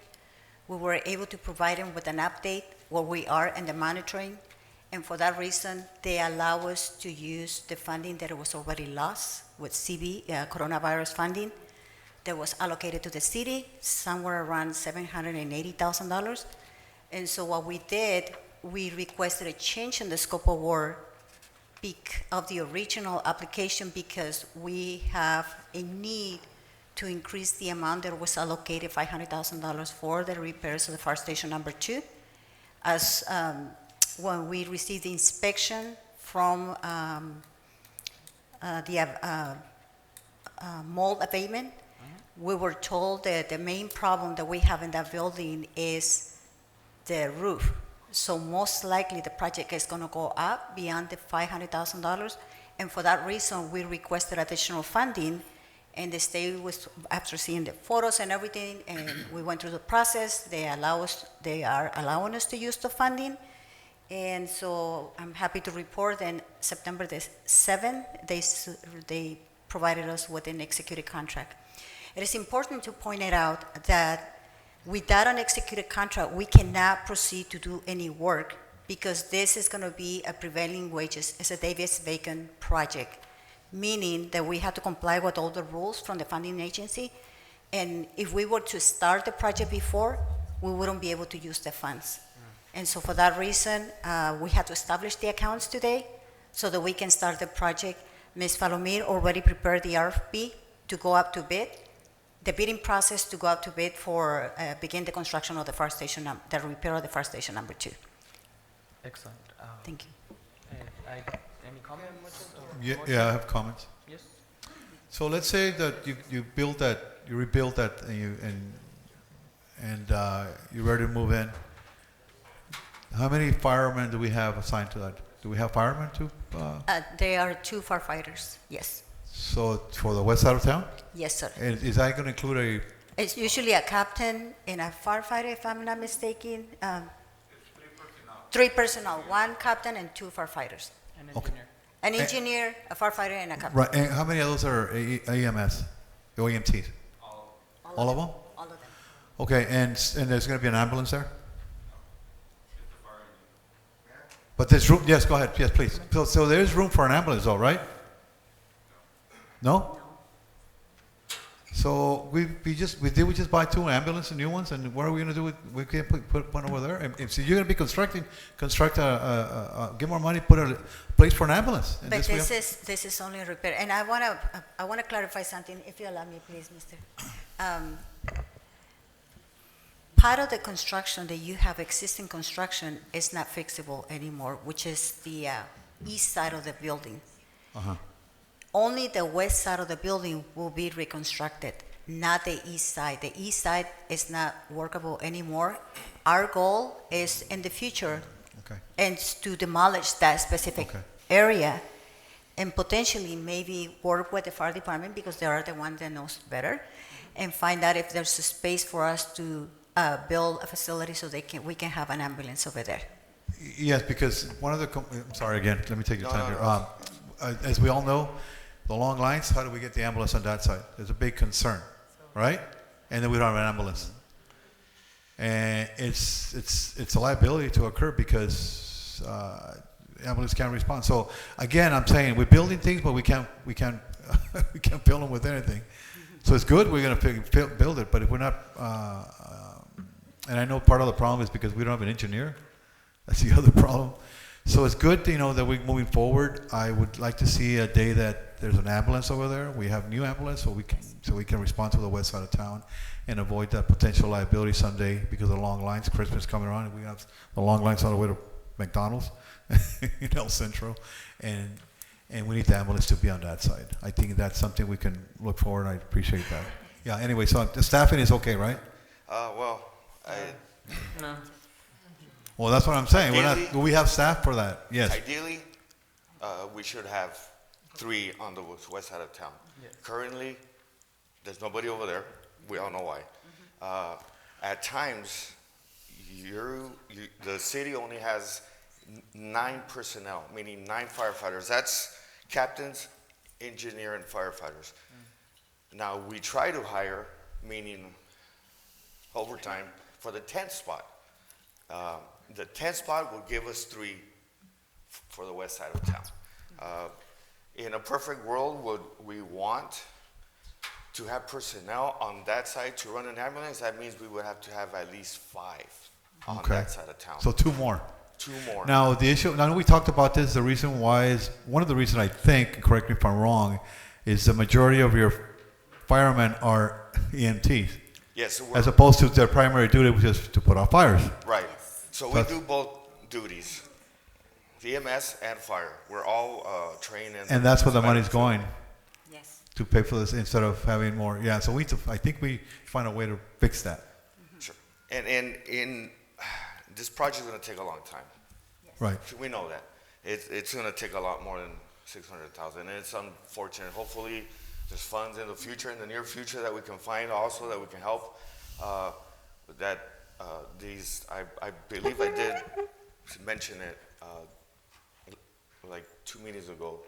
These past rains, the last 2 storms we had, that building took a punishment, even worse than what it was August of last summer.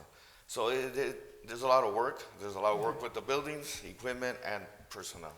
And just to clarify, it's $611,000 plus $500,000. So we have $1.1 million for the repairs of the facility. And that's Yes. great. With the Yes. cost of nowadays, it's going to be even more than that. Yeah. Ms. Esperanza Colio, I don't know if you can answer, but how does our fire station number 2 get to a point where we can't even rehabilitate some parts of it? How did this happen?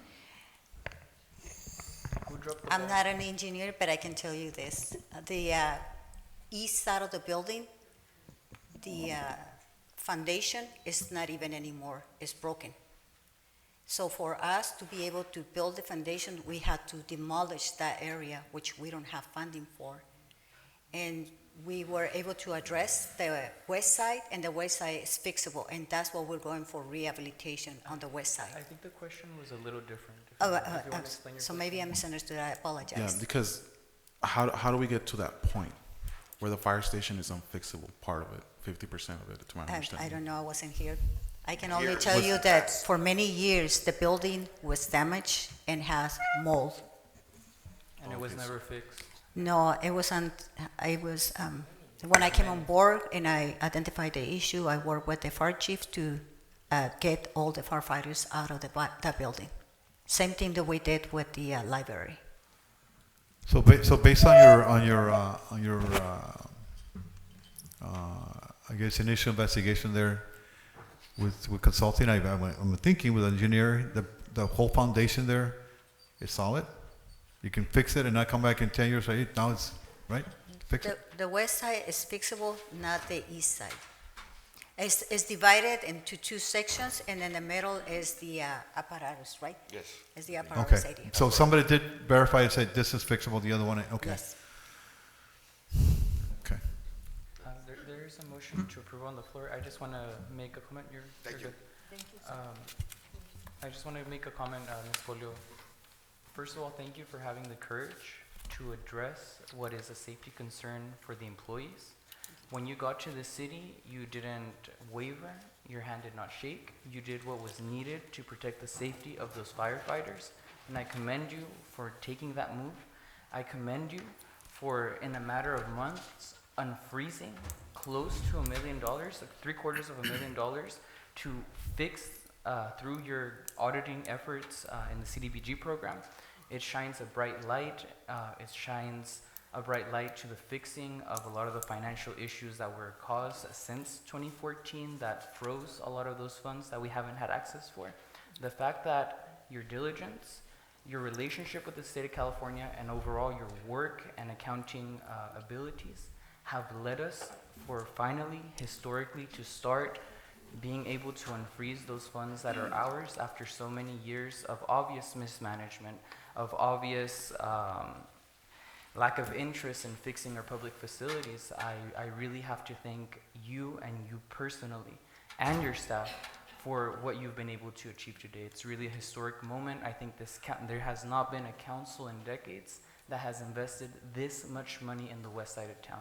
Between Nosotros Park and this $1.1 million rehabilitation, we've easily spent $1.5 million on the west side of town in just 1 year, and that's a historic achievement for reparations to the west side of town, coming from the city council and coming from your leadership, Ms. Colio. Muchas gracias. Is there a second to Ms. Romo's motion? I just want to make a comment. I know this is really exciting. It's long overdue. And yes, it will take more than that money. And I think even when we do that, I mean, we don't know what we're going to get as far as, RFPs and as far as the money that. So let's not, just count our eggs before they hatch. Or chickens before they hatch, excuse me. Because again, I want to be cautious, and I don't want to create super excitement, but something has been done. One thing that I would like to, really put on the table, and I said it in a previous item, that every time that we start a project, what I would like to do from this point forward is that we get, not just council, but the community gets periodic updates. Where are we? I mean, we don't want to see, or at least I don't want to see, projects that start and they just sit idle, right? I think, not just the council, but the community, needs to know where we stand, needs to know what's going on. I think a lot of times that's where we're lacking, the communication, the transparency. I think we always talk about transparency. That is transparency. If we're short on money, if we didn't get the bids that we were looking for, if we need to do more due diligence, people need to be informed. And there is a lack of that. So if I can ask to add to every project, and I know that it's adding more work into what you have, but I think, that will help a lot with communication and with people being informed as to what's going on. Because many times we go around and it's like, okay, what's going on here? What's going to happen with this project? Or where's this? And even ourselves, we're asking ourselves, and we shouldn't be asking. We should know. You guys are looking, at us for us to give you answers. So that, I would like to put that as part of this project in every single project that we approve. And I definitely would like to second that direction because especially on this fire station project, there's been a lot of willful misinformation from certain actors in the community that have said that we've stolen money from the project, that the money has been diverted to other funds. And to Camilo's point, it is so important that the city is proactive in communicating the historic achievements, the great work of the city manager in the financing and the construction of not just this project, but all the projects that are happening, whether it's the transit center, whether it's the new river, all the multi-million-dollar projects that we've been able to start, that we are proceeding. I don't want the community to feel that it's just a project on paper. I want them, like Mr. Camilo says, to be informed, to be committed, and to have a good sense of how things are going, especially when there are actors in the community that are spreading willful and almost violent misinformation on these projects. And just to clarify, I'm not talking about any actors. I'm talking just about community. I understand. That's my Thank comment. Yeah, thank you.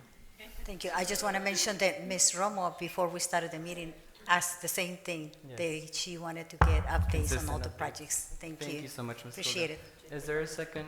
Second. Second, Mr. Camilo. All those in favor signify by saying aye. Aye. Aye.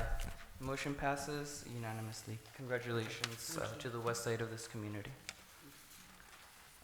Item number 25, we do have one public comment by Mr. Hussam. If you would like to come up. Can we make the presentation first? Oh, sure. Yes, and I will have our planner, Francisco Barba, Adelante. to present the item, Yes. please. Thank you. This is a commercial conditional use permit fee waiver request for 3 vehicle dealerships at 105 West Cole Boulevard. Francisco, adelante. Good morning, Honorable Council and members of the public. For those who don't know me, my name is Francisco Barba. I'm an associate planner at the Whole Group, and we were contracted by the City of Calexico to assist with their planning matters. So the thing with this application is that we received in August the 15th, we received two business license applications for a vehicle dealership at 105 West Cole Boulevard, APN 059-342-034. Per the City of Calexico zoning ordinance, business license application or vehicle dealerships are required to go or proceed with a conditional use permit application. And this is mandated by the City of Calexico zoning ordinance, which is part of the municipal code. So a letter was prepared to the applicant and was sent. However, and they were made aware that a CUP application is required for a business license for the proposed vehicle dealership at that subject location. And during the response, when the applicant provided comments, the city became aware that a third business license application was awarded for that subject property in 2019, and it is for a vehicle dealership. Now, it's important to understand that that location also has an existing gas station and an existing license for a retail store. So during this time between 2019 and before, when the first business license for a vehicle dealership was awarded, previous administrations forego the process mandated by the City of Calexico Municipal Code, which is to require a CUP application, and therefore that permit is currently in non-compliant with the standards and specifications set forth by the City of Calexico Municipal Code. And in order to bring that permit into compliance, the applicant will need to go through a CUP process, which is mandated by the code. And the reason why the permit was issued was because previous administrations issued permits without going through the proper procedures as mandated by the code. And this is in an effort for the city to rectify these issues and to ensure that the city follows the proper codes, which is not only mandated by the municipal code as well as California state law. And since that third license that was approved needs a CUP to be brought into conformance, the two new licenses for vehicle dealerships will also need to undergo a CUP process as mandated by the municipal code. It is important to understand that these three business licenses were submitted separately, so each one is its own license and each one has to go through the same code. Regardless of whether that first one was issued, the other two are separate, and they do require a CUP per the municipal code. So now, One quick question, Yes. if I may. The reason the CUP is invoked, or the reason this particular kind of business needs a CUP, is it because it's in a particular zone that yes, mandates correct. it? So the subject location is located within a commercial highway zone, which is intended for highway-oriented retail and commercial businesses. Now, the reason for conditional uses and the CUP process is to ensure that the Planning Commission reviews and analyzes all the potential effects for vehicle dealerships, as well as other uses that may have or cause potential harm to surrounding properties. And therefore, vehicle dealerships were classified as, or are still classified as, a conditional use, which require a conditional use permit. Thank you, and the reason I bring that up, and I know you're gonna come and comment, and I just wanna make it very, very clear that we're aware of why this happens. We haven't updated the code since, when's the last time we updated our general plan, 2008? So the general plan, the last time it was updated is 2007. 2007, Yes. Diosito Santo. Yes, I am so excited. I can't believe we went, how many years is that? 2023 to 20, 16 years. That's like 3/4 of my life without updating our general plans. That's why businesses like this gentleman go through such draconian and such archaic codes that haven't been updated in 16 years. You know, that's 4 mayorships. I am so excited, Francisco, for your diligence. I like to see things like this, and I hope at some point in the future we have sufficient staff to have that zoning reform and have that big overhaul that will make it easier for businesses to navigate our zoning, because it is 16 years outdated. And I just wanted to commend you, thank you, and make the public aware that issues like this with business happen because we haven't updated that general plan for 16 years, and we look forward to doing that. Thank you. If you could proceed. Or is that it for your presentation? So one final comment is that the applicant submitted a fee waiver and a request to waive the conditional use permit fees that's listed on the City of Calexico's fee schedule. So currently the fee is approximately around $3,500 per CUP. So if the fee waiver were to be approved, then for the 3 permits, that would be about $19,000 that the applicant would need to pay or would be waived to pay, regardless of what the council decides. I really have to, again, commend you, because it's a balancing act. You're trying to do 2 things at once. This administration is trying to do 2 things at once.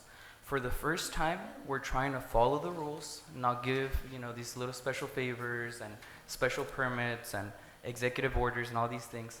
We're trying to fix the code, and we're trying to follow the code at the same time. And first we start with following the code, but making it such that the business can reasonably get through the process and do what they have to do.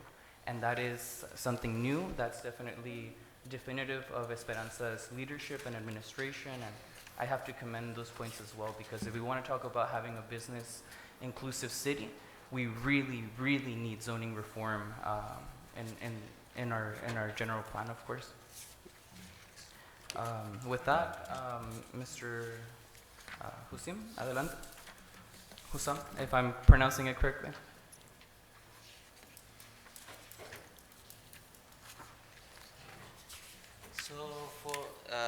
Thank you, Council Javier, and he brought up the communication is very amazing to be for the people needs, and thank you for Council Camilo, which is he brought up the respect. So I'm here to share our problem, and the thing here, we have existing license 2019. They approved it. They told me what to do. I done it. I send it to them. I've been paying every year my stuff to the city, and it's not my mistake. If others did a mistake, where they were voted by the people and the city was moving forward correctly. I didn't do no mistakes. If they did a mistake, now I heard from the manager.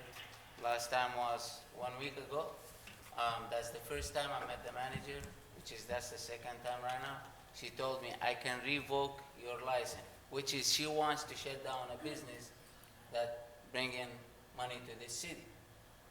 That's one thing that I'm very aware about it. And the other thing, I'm here to open 3 more license on top of 1 license, which is city need funds. She just called it. They don't have funds to pay fire departments. They don't have funds to pay this. They don't have funds to pay this. They have 2 cops, only 2 cops around. And every single cop, I know him personally, and they're amazing cops. And thank you so much for this police department. They're aware of everything. But the thing here, why they have 2 cops? Because they don't have enough money. Because I asked the sergeant, I asked the captain, I asked everybody. I need to grow up this city. But I'm here as an investor, like how I told you. I came from San Diego down here, 2 hours driving, just to share this with the council, because the manager told me, I want to follow the rules. I told her, of course, I want you to follow the rules. I don't want to do no mistakes. And I don't want to do something like under the table or anything like that. I want to share everything with the city, that what we need to make it correctly. So the problem here we have right now, the manager waiting for the council to approve the waiver, because I'm not going to be able to pay $19,000 or more to be able to try a business. And the business, when I'm going to open it, I'm not going to be working just me. I'm gonna hire employees, which is the people that are looking for it. And we're gonna bring a business here which is the most tax collector, which is what it is. If I'm gonna post online a car, the guy, he's in San Diego. He like this car. The car is $25,000. He's gonna come down here to pick up that car, $25,000. If you count it, it's $2,062 just for one car. We're opening 4 dealerships at one location, approved already by the DMV. Inspector by the DMV already been approved. Why are we gonna stop it? It's an amazing thing. And we don't need, the location that we have, it's by the people pass by. Could be in Calexico, and it's gonna be going through Calexico to go Mexicali. He like the car. He's gonna stop, hey, I wanna buy this car. He's gonna get it, and he's not from here.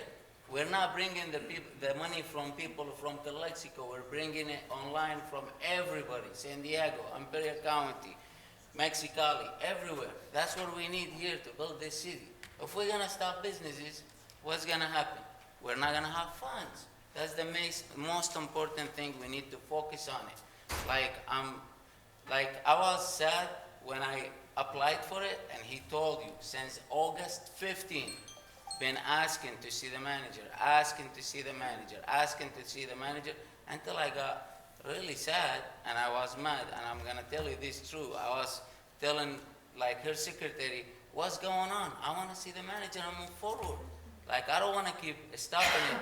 Imagine 2 months if we sold 10 cars. How much money is that? How much? One company will sell 10 cars. How much money is that? We have 4 companies and too many people that can work on that. So we're gonna try. We are at 3 minutes. Okay. So we're gonna try. Right now we're waiting for you guys. Try to fix the problem so it doesn't have to cost me money to move forward with that. And thank you so much for everything, and thank you everybody here. Thank you. I'll make a motion to approve. Is there a second? I have a question. Okay, hold on one second. May I speak? Yes. Moreno has a question. Go ahead. I'll Just wait. before, I don't know what you approved. Motion, the fee waiver. The fee waiver, you approving the fee waiver. Well, yeah, that's So fine. let me explain a situation over here, and just to be aware, we still have an audit on top of us. An audit. Yeah. The audit is very clear about fees to be implemented and to go and to implement those fees, because that's what is exactly had put the city in a financial constraint. So if you weigh a fee today, you're setting precedent. And what is gonna happen is every other business is gonna come and ask for a fee waiver. And that is not gonna help the city, nor is gonna help the audit. You are absolutely correct. Yes. And what I would recommend is this. Whatever happens with this fee waiver is one thing. Well, what's more important, and it has to do with housing and it has to do with the commercial zone as well. Both of them have the exact same issue, which is we can't be doing this on a fee waiver basis. We have to propose zoning text changes that make it so that these people don't have to get a CUP for that kind of business, because there's certain kinds of businesses that were too restrictive on, right? With the car washes, they had to go through a CUP as well, when it's just a car wash, right? It's the fact that we haven't updated. We have to at least start with little bits. We were talking about university housing, little bits that will avoid the need for fee waivers moving forward. I'll just leave it at that. But you're absolutely correct on the auditing side that we don't want to be doing this. We want to tackle the issue at root and change whatever zoning text needs to be changed. I just gonna need a specific direction of what Yes. that you would like to accomplish. Of course, and we will Thank you. work with Francisco to make those proposals. So just quick, so we waived a fee earlier, what, 20 minutes ago? No, But we can't waive this fee? What happened was the following. In 2019, it was requested a business license for a dealership. Now, keep in mind the following. It's a gas station. They already have 2 other business licenses in the same office, the same building. So this was a third business license for a dealership, meaning a desk inside of the building. Per a municipal code and ordinance, it is required that they go through a conditional use permit because the zoning is not allowing it to do it. That's the requirement. However, for some odd reason, and I wasn't there, so I'm not able to say whose fault was or what happened. All I know is when he came and requested 2 additional business licenses, I allowed the planner, that is contractor, to follow up with the request. The planner submitted a letter to the applicant explaining that the business, in order to secure that business license, they need to go through a conditional use permit, following the state rules of CEQA as well, because they had to do an environmental review. That's per state requirement. So the gentleman doesn't want to pay for the conditional use permit. He doesn't think that it's needed because he already got approved 1 business license in 2019 that has been updated every year, and he didn't have to go through that process. Now, one of the things he mentioned is, you need to work with me. And I said, look, I love your business because it brings money to the city. But my job is to implement the municipal code and is to implement the ordinances. I don't have the authority to waive any fees. That's not my role. What the city managers before did it. I'm not there, I wasn't there to blame them. I don't know if that is true. All I can do is follow the rules. And the rule says they have to go through a conditional use permit. And I mentioned to him, you're welcome to come and present your case to the city council because they are the only ones they can overrule their own rules that they approved before. And so that's what we're here today. And what's the difference from other weeds we waived earlier?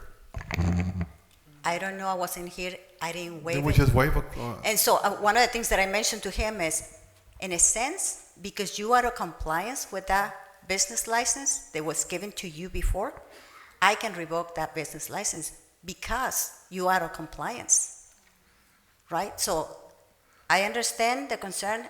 I want to have businesses in the city, but at the same time, as a city manager, it is my job that the rules are followed.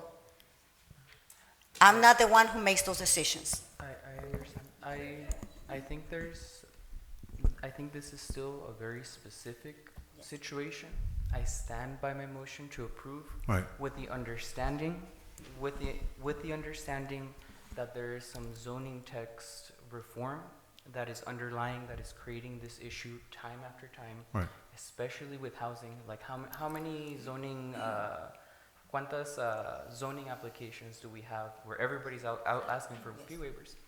We can take away that issue on the front end if we do the right reforms. And I understand it hasn't happened because we don't even have a planning director, right? So we're completing the housing element. We had the meeting was today with Housing and Community Development. We're supposed to be finishing that one in the next 2-3 weeks to be done with the housing element. But the general plan has to be amended because it's been there since 2007. But that requires funding that we don't have right now. I just want to make you aware that if today you approve a waiver, you're setting the precedent for the future. Yes, I understand. But we're also committed to making the necessary changes to making sure that this problem doesn't come solved. I'll stand by my motion to do that if there's a second. No, can I put a caveat in there real quick? Can you make payment plans? If you were to, you can do a deferred loan as well. What I'm saying, can you do a defer? If you could come here. I want to talk to you. Yes.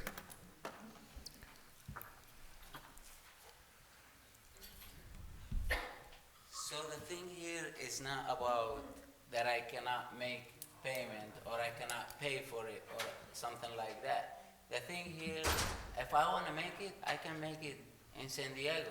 But I want to help police department here because I have issue with that. They have only 2 at night. And I want to pay this city because what's my job is not even having vehicles right here that much. I'm just going to have them online. So when I'm selling cars, it's gonna come to this city, because when I file my taxes, the state paid this city. Yes, Whatever I pay to the state, it's coming back here. So I'm trying to help this city. But if you don't wanna help yourself. Sir, real quick, sir, how long have you been paying taxes to the city on that business? How long have you been in operation? 8 years, and when I was before, Okay. they put my name over here. So I'm the for most- 8 years, could we do a deferment for 1 year? What Moreno is trying to get at is, it's very hard for us with the audit to do a complete waiver. It is easier for us to do a deferred loan. It is easier for us to do a payment plan. It's easier for us to do a smaller waiver. Maybe we can do, maybe you can pay half. We're gonna fix the code. We're gonna make that proposal so that it comes back to council. But for this particular item, Moreno's asking, because we need to protect ourselves with the audit, right? It doesn't look good for us to be waiving fees 100%. So realistically, ¿cómo se dice? What is reasonable for your kind of business? So for what I'm seeing right now, the city looking for penny, not looking for the big money. One car sale, you're gonna get the money. No, that's not the issue. The issue is this. I'm not willing to pay. I'm paying 4 licenses every year to this city already. I'm not gonna pay. Okay, so your answer is you want the whole I fee don't wanna pay, Okay, because I can get that license with a different city for free. That answers the question. Yes. That answers the question. And the other thing, right now with the city that I'm having, If you could please take a seat. just one thing to mention. I wanna open more businesses that I cannot make it anymore. We have to make a decision. Okay. I do want to ask, because if we go by this precedent, then anyone who wants to open a business in Calexico is going to be asking for a deferment or for... Not everyone, because a conditional use permit, the way that our zoning works is this. He's on a commercial highway lot. And this happens a lot in that area in the cannabis district where you have a lot of commercial highway and a lot of industrial. There's been others that have wanted to open car dealerships, and for whatever... You have an attorney there. Excuse me. You have an attorney Excuse there. me. You're acting like an attorney. You have an attorney. Excuse me. Do not interrupt the meeting. You will be removed if you interrupt this meeting again. Thank you.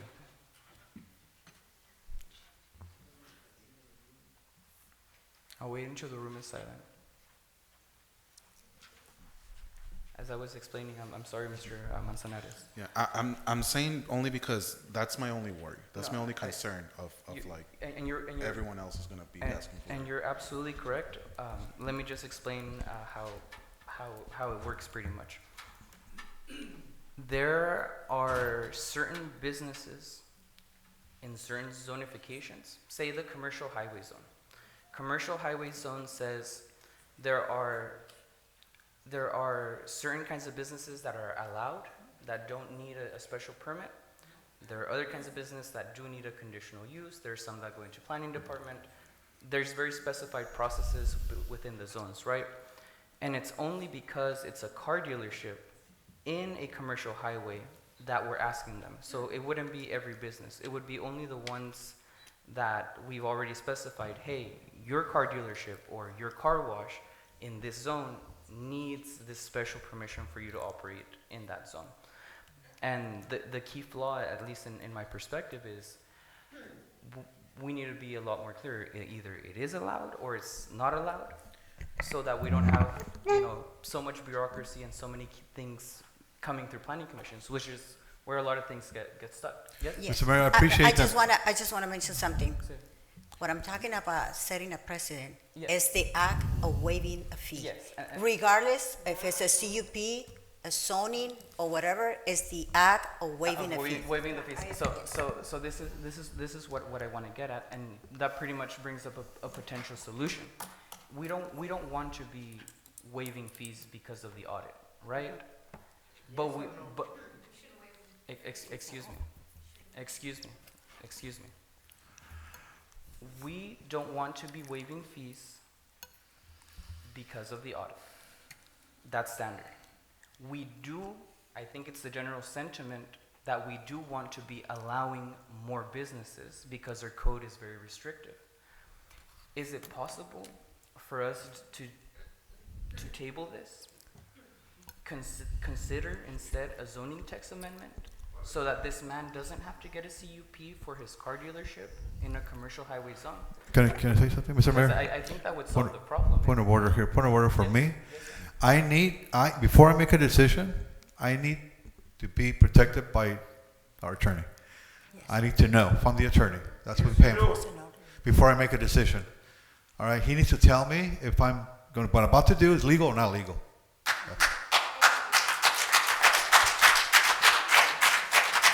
I mean, in terms of, obviously, they're requiring a CUP, which they need to comply with under the code.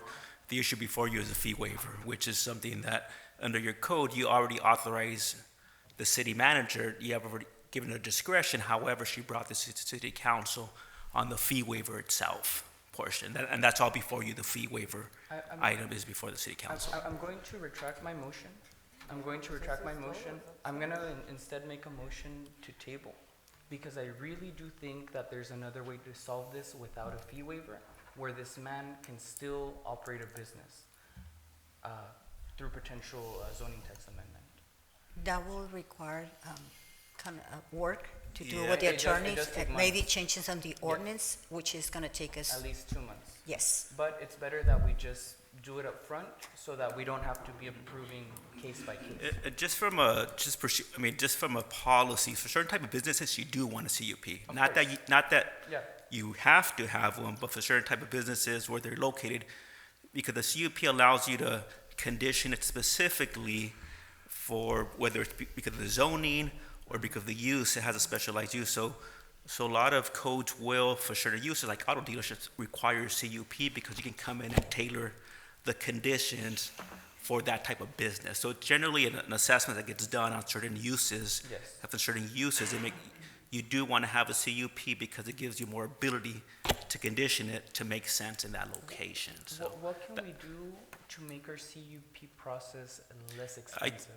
Because I think just the issue. I think it's the issue. Just the CUP. The fees are set up based on generally your time that costs to process yeah, CUP. the staffing levels and Yeah, so it's more intense. So I'm not sure there's a way to necessarily reduce it. Basically, your fees are based on what the time that staff's going to take to process CUP, and it's a little more extensive because you need to go through that process. So that makes all that's sense kind in of the world. So we have to be very decisive about whether we want to have car dealerships go through a CUP, pretty much. Well, in certain type of uses, I think you do want to have CUPs, and when you do, you don't just, because of specific type of intensive uses or different uses, you have CUPs. That's how come a lot of people regulate selling alcohol under CUP, auto dealerships, certain type of uses that we can specifically tailor what conditions, as opposed to just coming in zone per right. Camilo has a comment. Yes. But that would need to be analyzed. If I can just, After Camilo, I would also like to hear the planning contractor's opinion as to what a viable solution looks like for this as well. Go ahead. you know what, I'm listening to all the comments and hearing comments, and I think some of us are over our head, so.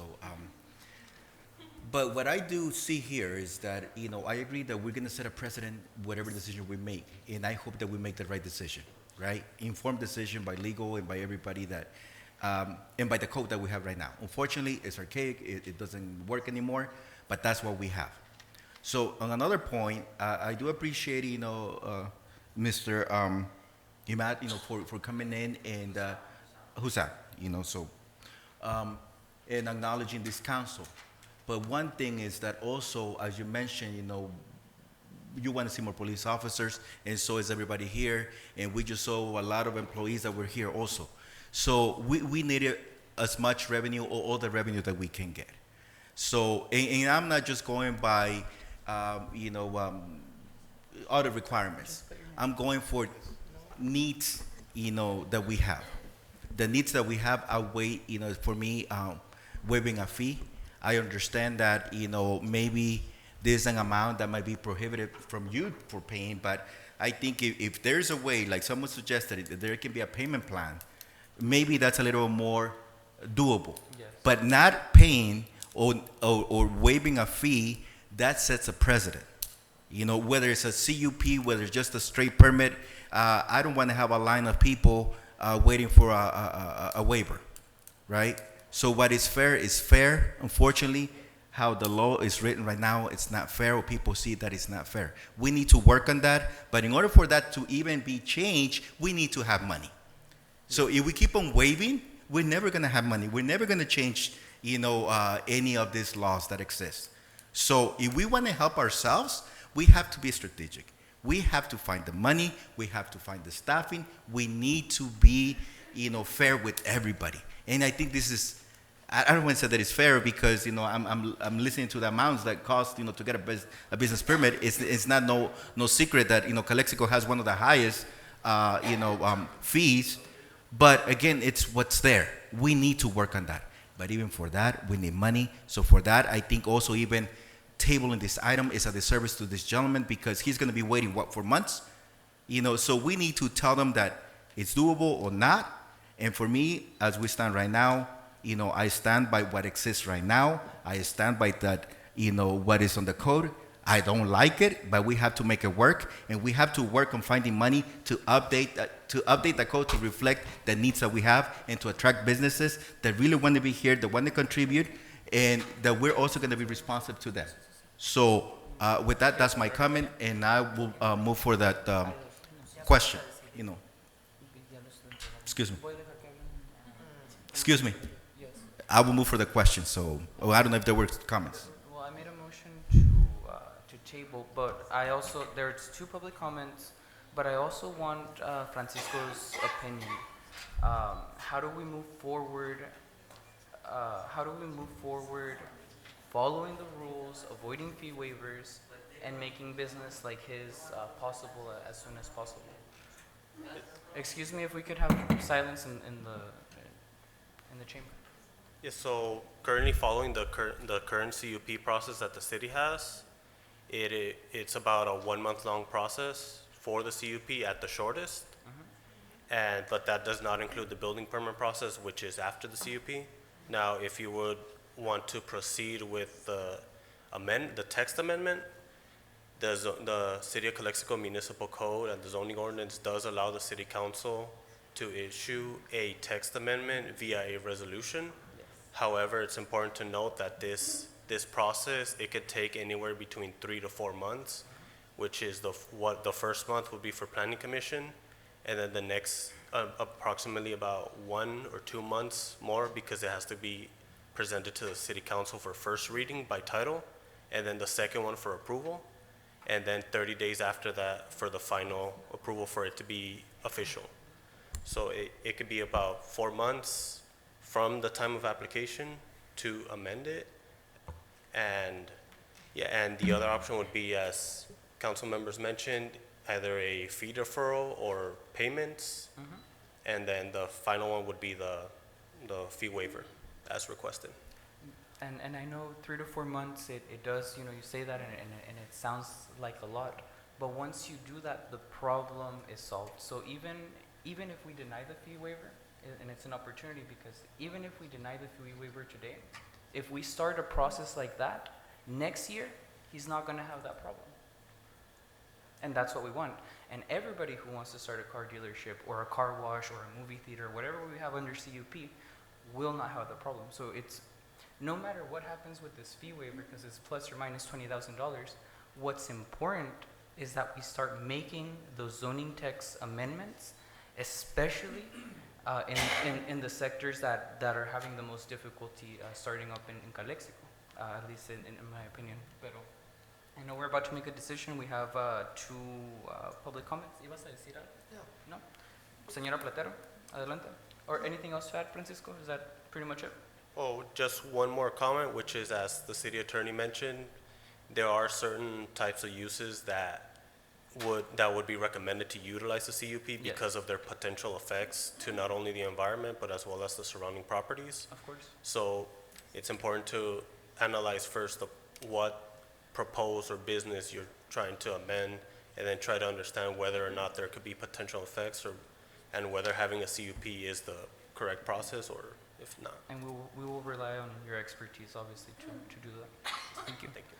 Adelante, Platero. and then Mr. Real, and then we'll bring it back to council to call the question.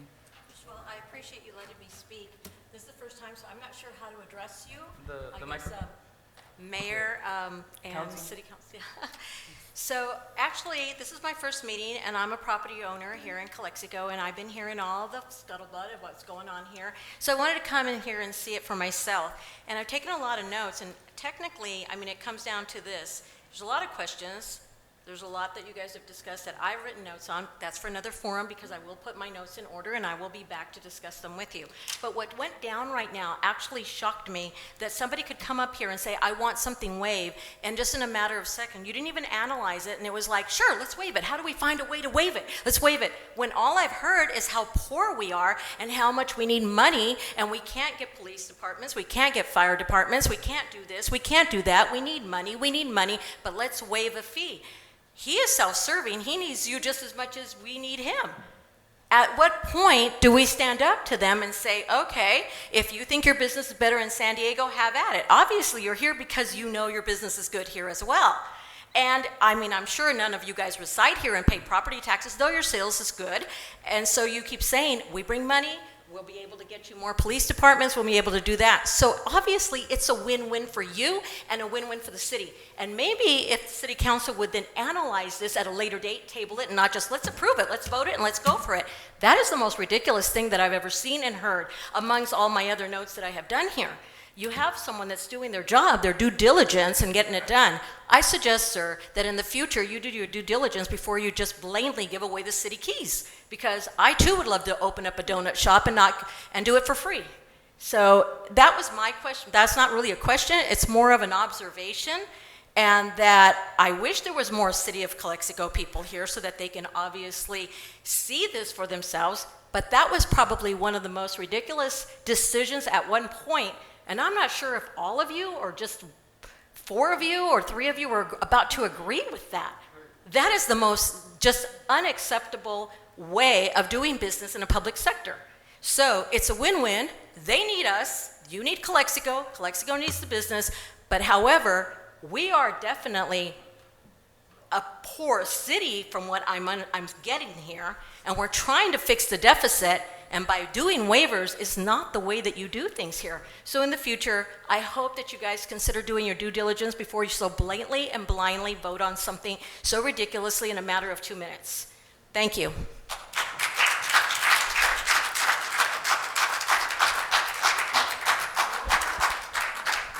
One second.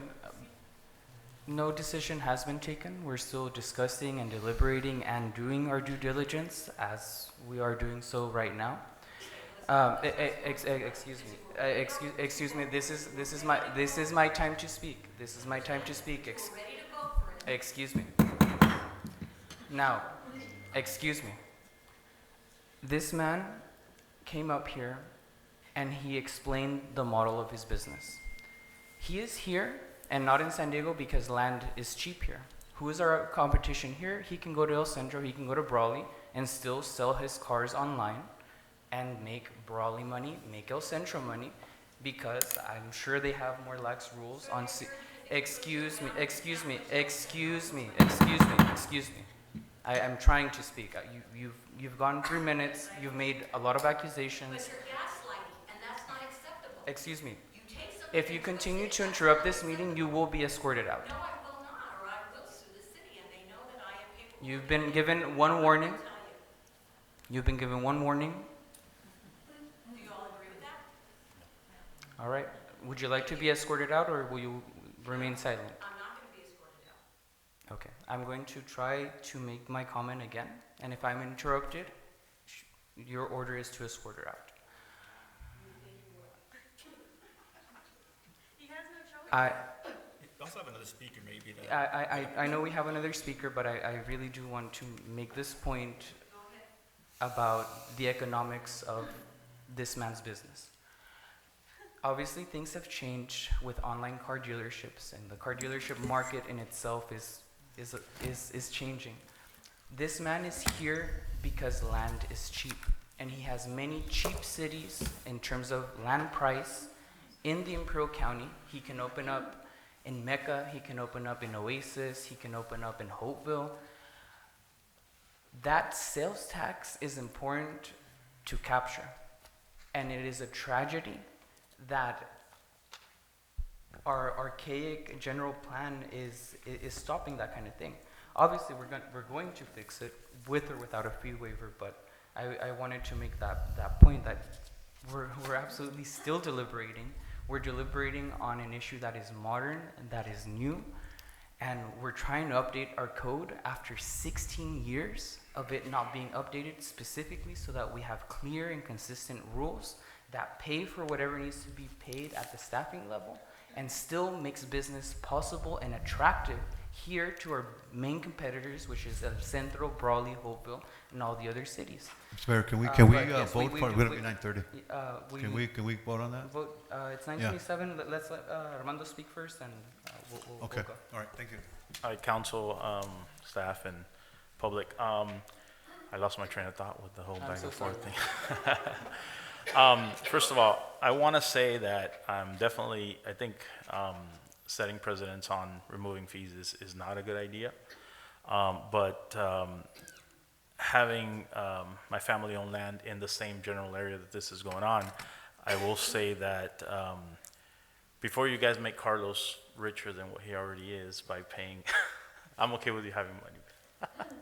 But if you guys are going to amend that ordinance for car dealers, you guys need to either revisit your general master plan, city master plan, and figure out what other things you want to allow in that area. Because if you're going to pay to do a car dealership now, and then 2 months from now, someone's going to want to open a flower store, and flower stores also need a CUP. You guys need to broaden that, okay? I don't think you need to reinvent the wheel. I think I always said, hey, go to City of El Centro, go to City of Imperial, go to City of Raleigh, see what they allow in their commercial highway areas, and then just tell Carlos, hey, copy paste that, let's go, let's vote on it, let's get it done. Yes. I do applaud the bullishness of the council to try and trap those tax dollars. I think it's good. Car dealerships, if you guys, I forget the name of the company that does the tax assessment for the whole city, but you guys will see, Walmart, Food for Less, and then like third and fourth are little car dealerships. Mm-hmm. They bring in a lot of money to the city, and I welcome them to come and do that. Myself having had a dealership in the past in Calexico. But just be smart about it. Don't spend money on doing just one amendment. Do it for many things, and hopefully the tax revenue will stay here. That's it. Thank you. Golden advice. Golden advice. All right, and those are public comments. I'm just going to retract my motion in its entirety. Yes? Sorry, one last thing. Also, as far as waiting, I can tell you right now, the DMV, just to inspect you for a dealer, is 3 to 6 months out anyway. So, so that shouldn't be a problem. If I understand that you want it now, but I think it's better if they change the ordinance and you guys, you guys can wait a couple of months.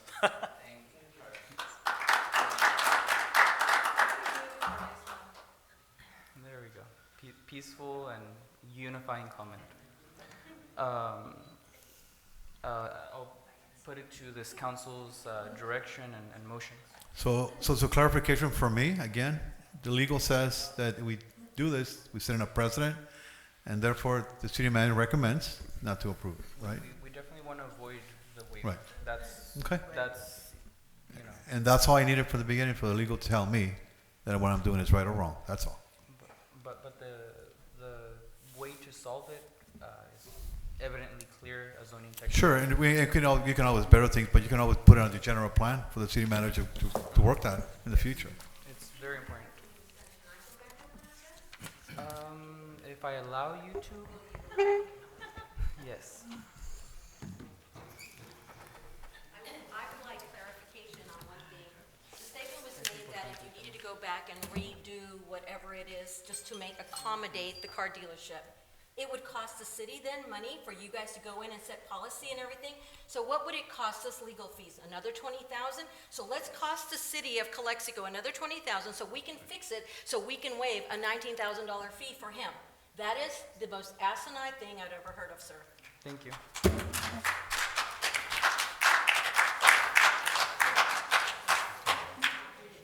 That's okay. Mr. Hussein, we're done with public comments. We are ready to make a decision. We are ready to make a decision. I leave it to this council, what it is, whether you want to pursue. I make a payment motion plans, to defer.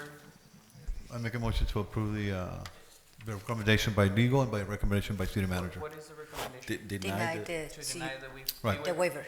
Right. Yes. I'll second that motion.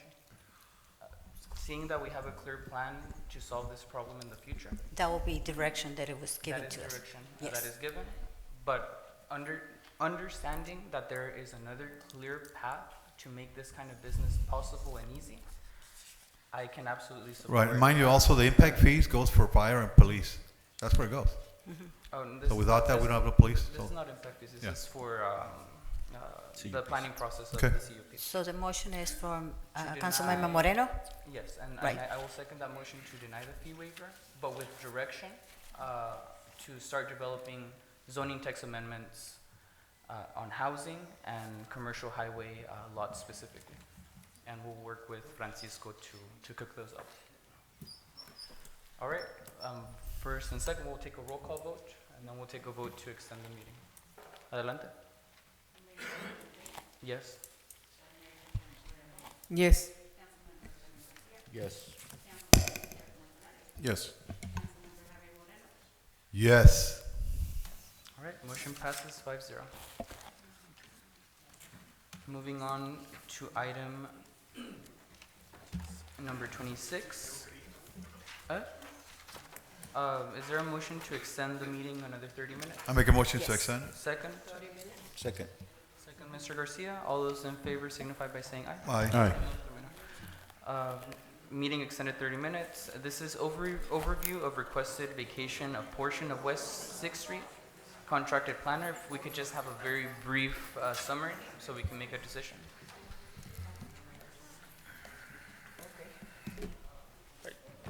No, Council, I understand that we're on a time constraint, so I will make this as brief as possible. So beginning in late 2018, Mr. Marco Madrigal, the applicant, he purchased 2 lots on West 6th Street, which he plans on, he requested to vacate, that the city vacate the existing portion of West 6th Street so he could develop a parking lot. Now, throughout the years, and there were multiple changes between administration and planning staff, progress has been generally halted since 2018, and it has come to this point where we have a set plan or path forward to potentially find a resolution for the application. And this staff report, this item is for City Council. It's not for City Council to approve or deny the request. It's for City Council to provide direction to staff, because per the State of California Streets and Highway Codes, street vacations are required to go through a certain process. However, there's 3 different options that the council may proceed. Each option can take as little as 1 month to as much as 3 to 6 months. It just depends on what the council decides is the best option. So option number 1 would be to proceed through the street vacation process per the California Streets and Highway Code. Now, there's 2 methods to do a street vacation. So the first one is a general vacation. General vacation requires a public hearing, noticing on the street, and City Council to do a final approval via resolution, and then a final recording and to vacate that street. It's important to understand that once the street is vacated, the relative portions of that street return to the surrounding properties to which the applicant is the owner of. So that's the first part, the first step, or first option for step 1. And the other one is a summary vacation. While a summary vacation, they accomplish the same goal, which is street vacation. There is a separate process to it, and it requires the City Council to identify that the subject street or portion of the street is undeveloped, is unused, and there are no plans in the future whatsoever for its use. While it is faster, it requires certain specific findings to make that. And also, if the council were to proceed with the vacation, it would have to go through the Surplus Land Act, which requires a vote via resolution to classify it as exempt surplus land, if the council would wish to, if the land were to return to the surrounding properties. What is your recommendation out of those? Before that, I want to clarify something. So this whole issue began in 2018. This gentleman tried to purchase this property, came to the city, and asked the city if there will be a possibility to secure that street, on 6th Street. The staff at that time told this individual that if he will do all the improvements first, that the abandonment of the street will be approved. And this is from the previous management, whether it's planners or building. Last year, I arrived in July, and the gentleman came to me last year and expressed his concern because he was completing the project as he was asked, and he was given an encroachment permit without owning the property. He didn't own the property, but the city gave him an encroachment permit approved by management. Crazy. So all the improvements are done, and now he's in a difficult situation because now he's invested so much money and he doesn't own the property.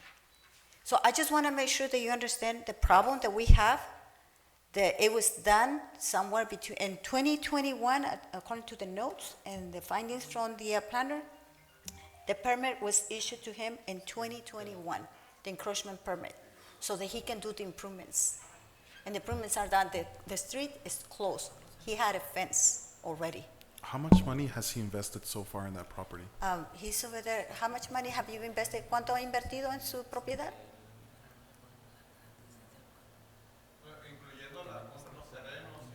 No, la calle, nada más en el área de la calle.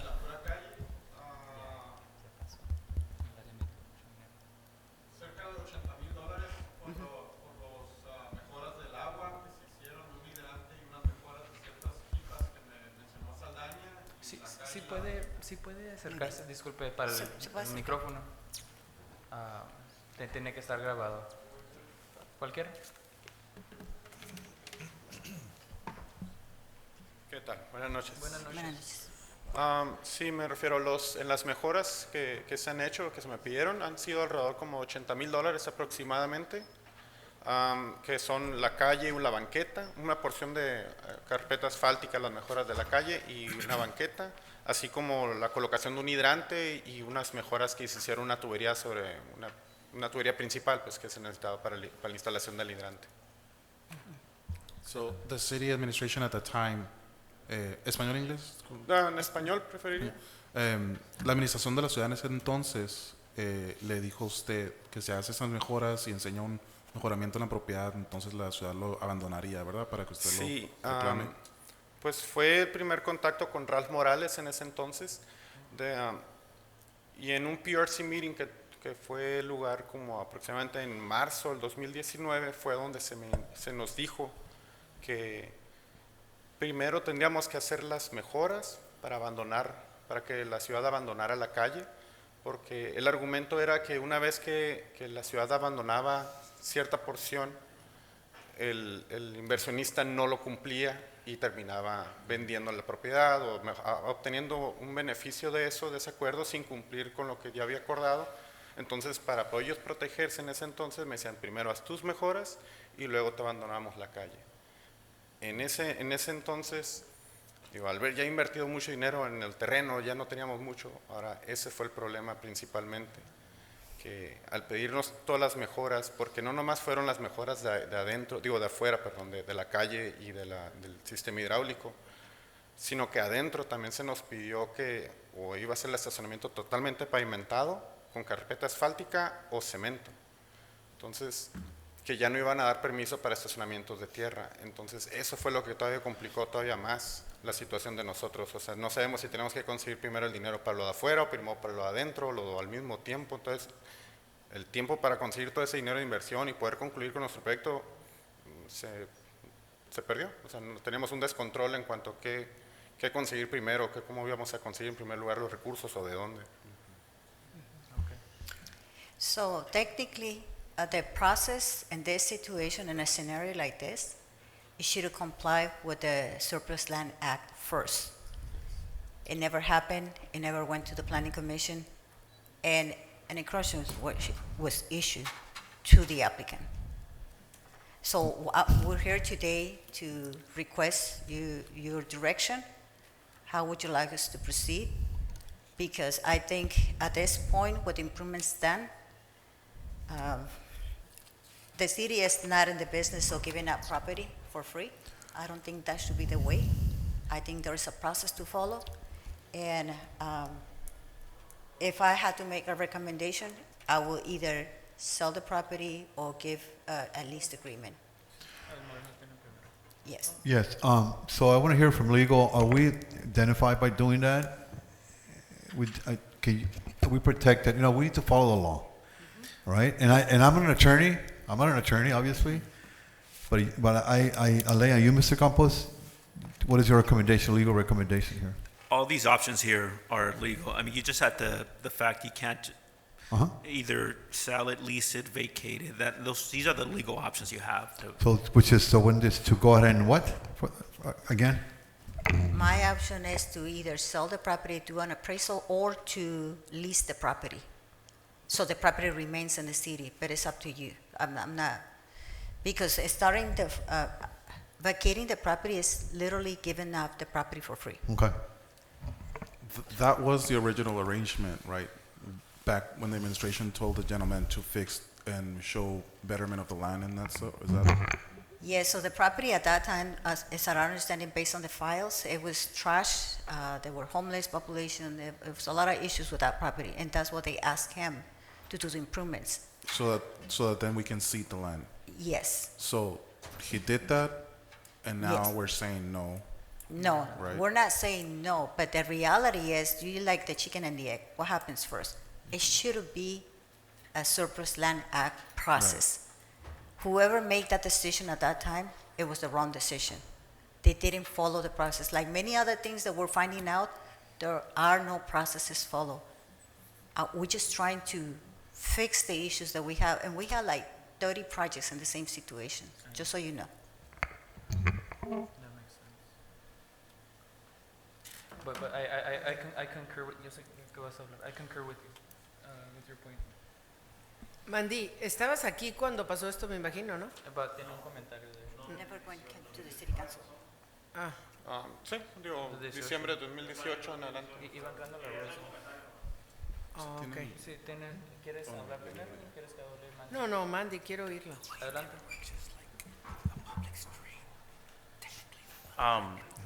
Nomás quiero, voy a hablar en español. Nomás quería decir que tengan mucho cuidado en cuestión de si hay un contrato que se había dicho eso, perfecto, ¿va? Porque sí pasa cada cosa aquí en Calexico, pero igual eso, que no abra la puerta a que yo pueda venir también y decir, no, pues es que Calexico me dijo que este terreno me le iban a dar también. Porque muchos tenemos negocios, muchos le metemos dinero a terrenos de la ciudad, hasta cortando zacate y poniendo palmas y todo. Y digo, si hay algo escrito, perfecto, ¿no? Pues alguien hizo algo así, pero si van por ese lado, entonces está bien, se puede hacer un evalúo, se puede hacer como un tipo eminent domain, que se haga un evalúo y se puede vender la propiedad o algo. Digo, yo pues, sé que el señor le ha metido mucho dinero a la propiedad, de hecho la conozco, estaba llena de cemento y todo, me acuerdo, algo increíble. Le metieron mucho dinero y es bueno que está un negocio aquí en Calexico, ¿no? Pero pues nomás tengan cuidado que esté algo escrito y que diga, porque yo personalmente también tengo un problema de algo que se dijo cuando yo estaba ahí. No te preocupes, no ocupas esto, y todavía ando pagando por eso, porque pasan cosas ahí medio raras, pero bueno, gracias. Does this go to the planning department? I don't see a planning department report. Did it go to the planning department? Back in the 2018 didn't go, nor in 2019 or 2021. We took it to the planning commission last time, and It was approved, but I think there were elements that were not included. That's what we decided to bring it to the city council and give you the whole explanation of how it happened. I know we have outsource ourselves with a planner, but I'm not an expert in planning, so I don't even get the report from planning department. So, Or go to the commission, for that matter. yes. Adelante. So the California Streets and Highway Code has a specific list of noticing requirements to send it to the council. It can go to council. However, early in 2023, around January, the previous planning director tried to undergo the vacation process. And this process, there's no record or proof shown that the correct process was conducted. Planning department records are non-existent on that matter. And the only thing that we could identify was that the applicant was charged $13,000 for the noticing for that meeting. However, that noticing was done incorrectly because the wrong date was done. The meeting was postponed until May 30th, where at that point the Planning Commission did make a ruling to approve the vacation. However, because the correct noticing process was not followed, their ruling, it's undetermined, or it can be considered that it's not compliant. Right. And another thing to note when considering a ruling for this, if the city were to sell or lease the land, if they were to lease it for more than 5 years or sell it, they have to go through the Surplus Land Act, and that could be it's the 30-day noticing period plus the 60-day negotiation. So you're talking about potentially 5 to 6 months. If the city council were to want to proceed with leasing it for less than 5 years, then they're exempt from the Surplus Land Act. However, if you wish to proceed with the vacation of the subject site, then it would have, the only way it's exempt from the Surplus Land Act, meaning that council makes a finding via resolution that it's exempt, is that if that land returns to the surrounding properties, which is the applicant, without selling or any monetary gain, it's just returned. However, if they wish to vacate it without returning it to the subject properties, then they will have to undergo that 5-6 month process of surplus land. Thank you. So a legal remedy is what your recommendation is, to lease or sell. That's the legal remedy to avoid a lawsuit based on all this mess. No? These are all legally fine. That's what I'm saying. Options. I mean, we're just coming to the council for direction of what option you want. But legally, they're all fine. Okay. They've been vetted to us. The reason why I recommend in a lease or sell is perception. Because if you vacate, you do vacation of the lot, the perception is you're giving up property from the city free. That's the perception. And so that's what I'm not in favor of that option. There's a key question. When we do surplus land, obviously, the chicken and the egg, there was already an investment that was put in. When those negotiations happen, is it within the scope of the negotiation to take those into consideration, or is it just what kind of negotiation? So the Surplus Land Act opens the door for sale or for lease. But it's also opening the door for any housing developer who wants to be affordable housing. If a housing developer comes on board, he gets priority. He or she gets priority before anyone else. If we don't get into an agreement with that developer, we don't come with an agreement for the property value and everything else, and it fails, then it goes to the best bidder, whether it's for a sale or for a lease. Best bidder? Yes. Even if that new best bidder did not put a single cent into the property, right? That's correct. None of that will be taken into accounting. Whatever the gentleman invested, that doesn't matter. Wiped out. If it goes into that process. Unfortunately, that's the way it is. I That's the process. So unless we're on a timeline frame here for the property owners here, would you consider table the item and come up with a better recommendation? Would you consider that? As at this point, those are the only 3 recommendations that we can provide you. You're going to have to make a decision on that. I would like to make a motion to adopt to vacate the land. The gentleman did follow through with his words, and he invested already tens of thousands of dollars in the property. It's very unfortunate. I'm just going to second that motion. It's very unfortunate what has happened in the last years due to mismanagement, due to lack of process. It is so unfortunate that we have to do things like this to correct those things. But this man put in $80,000 into fixing that plot, and I absolutely have to second that motion, of course, without a doubt. I want to make a comment. I hear the arguments, and I understand that investment that was made, it has been made, but without any backup as Right. to the negotiations that took Yeah. place before, without any written documentation, I'm not in agreement of that motion. That's my take. And again, we're talking about setting precedents. We just denied someone a waiver because of lack of not setting a precedent. But here we go again. I think, we're talking about two different things, but the essence of this item, or these two items, is the same. Setting precedents, I understand it's unfortunate. We're trying to do it wrong into it right, but this is not the way that, we should go about. There's a process, and I think any of these options are good, where, again, I can start making improvements, next to my, house. I have a retention basin. Later on, I'll come up and maybe ask to vacate that property too. So, again, I understand, but, I'm not in agreement of that. The only difference I would add, the only difference is that si quieres venir, pero voy a hablar en español para que nos entienda. Se hizo una moción para vacar la propiedad. Las dos opciones es ir por el proceso tradicional de venta o renta, que es un proceso de 5 o 6 meses. Tiene un proceso muy estricto de negociación.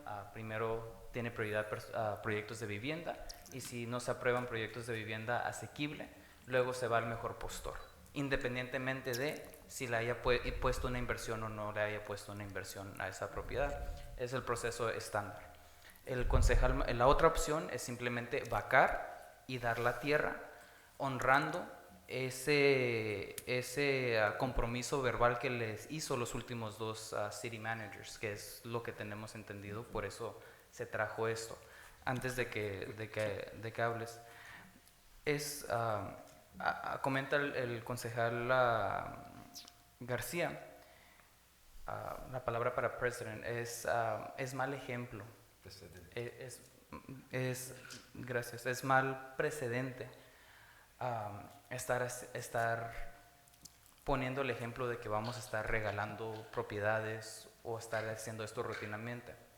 Yo, en lo personal, lo que iba a comentar es que precisamente nosotros existimos para hacer esas decisiones. O sea, estamos aquí para establecer, para quebrar y para rehacer precedentes. Para eso fuimos electos.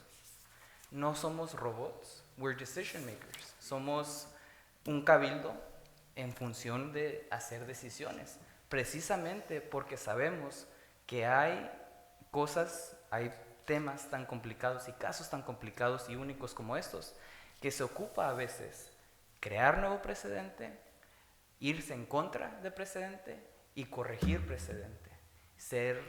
Para eso estamos aquí, y a veces eso es controversial. Nunca vamos a tener un precedente que satisface todos los casos. Jamás en la vida. Siempre va a salir un caso que dice, pero yo tenía esto y el Miguel me dijo y así, ¿no? Entonces, por eso mínimo yo, estoy haciendo la segunda al señor Manzanares, porque sí se me hace una gran injusticia. O sea, se me hace una porquería el gobierno que teníamos antes, que hacía estas cosas, ¿verdad? La falta de proceso, eso es la tragedia. Pero yo pienso que mínimo se tiene que corregir de esta manera, y la verdad, gracias a Dios tengo toda la fe que nunca va a pasar esto de nuevo. A ver, Pero adelante. Yo no he hablado. Sí. Mire, lo estoy mirando a usted y estoy mirando también a usted, señora, que ya tenía el placer de conocer. Aquí pasa algo muy importante y me da mucha pena Lo correcto es que si una propiedad no se está ocupando o la ciudad no la va a ocupar, la ciudad puede, sí, la puede donar si está en las condiciones o la puede vender. Yo entiendo que ustedes han invertido bastante. Lo justo sería, pues no sé cuánto vale ese pedazo, aproximadamente, bueno, ni siquiera saben. No se puede. Pero bueno, vamos a suponer que saquemos una estimación y que cueste $85,000, $100,000. Usted me comprueba que metió 80, pues le quedan 25. Dice usted, pues por lo menos recupero y yo vendo. Pero no son así las cosas. No son así las cosas aquí.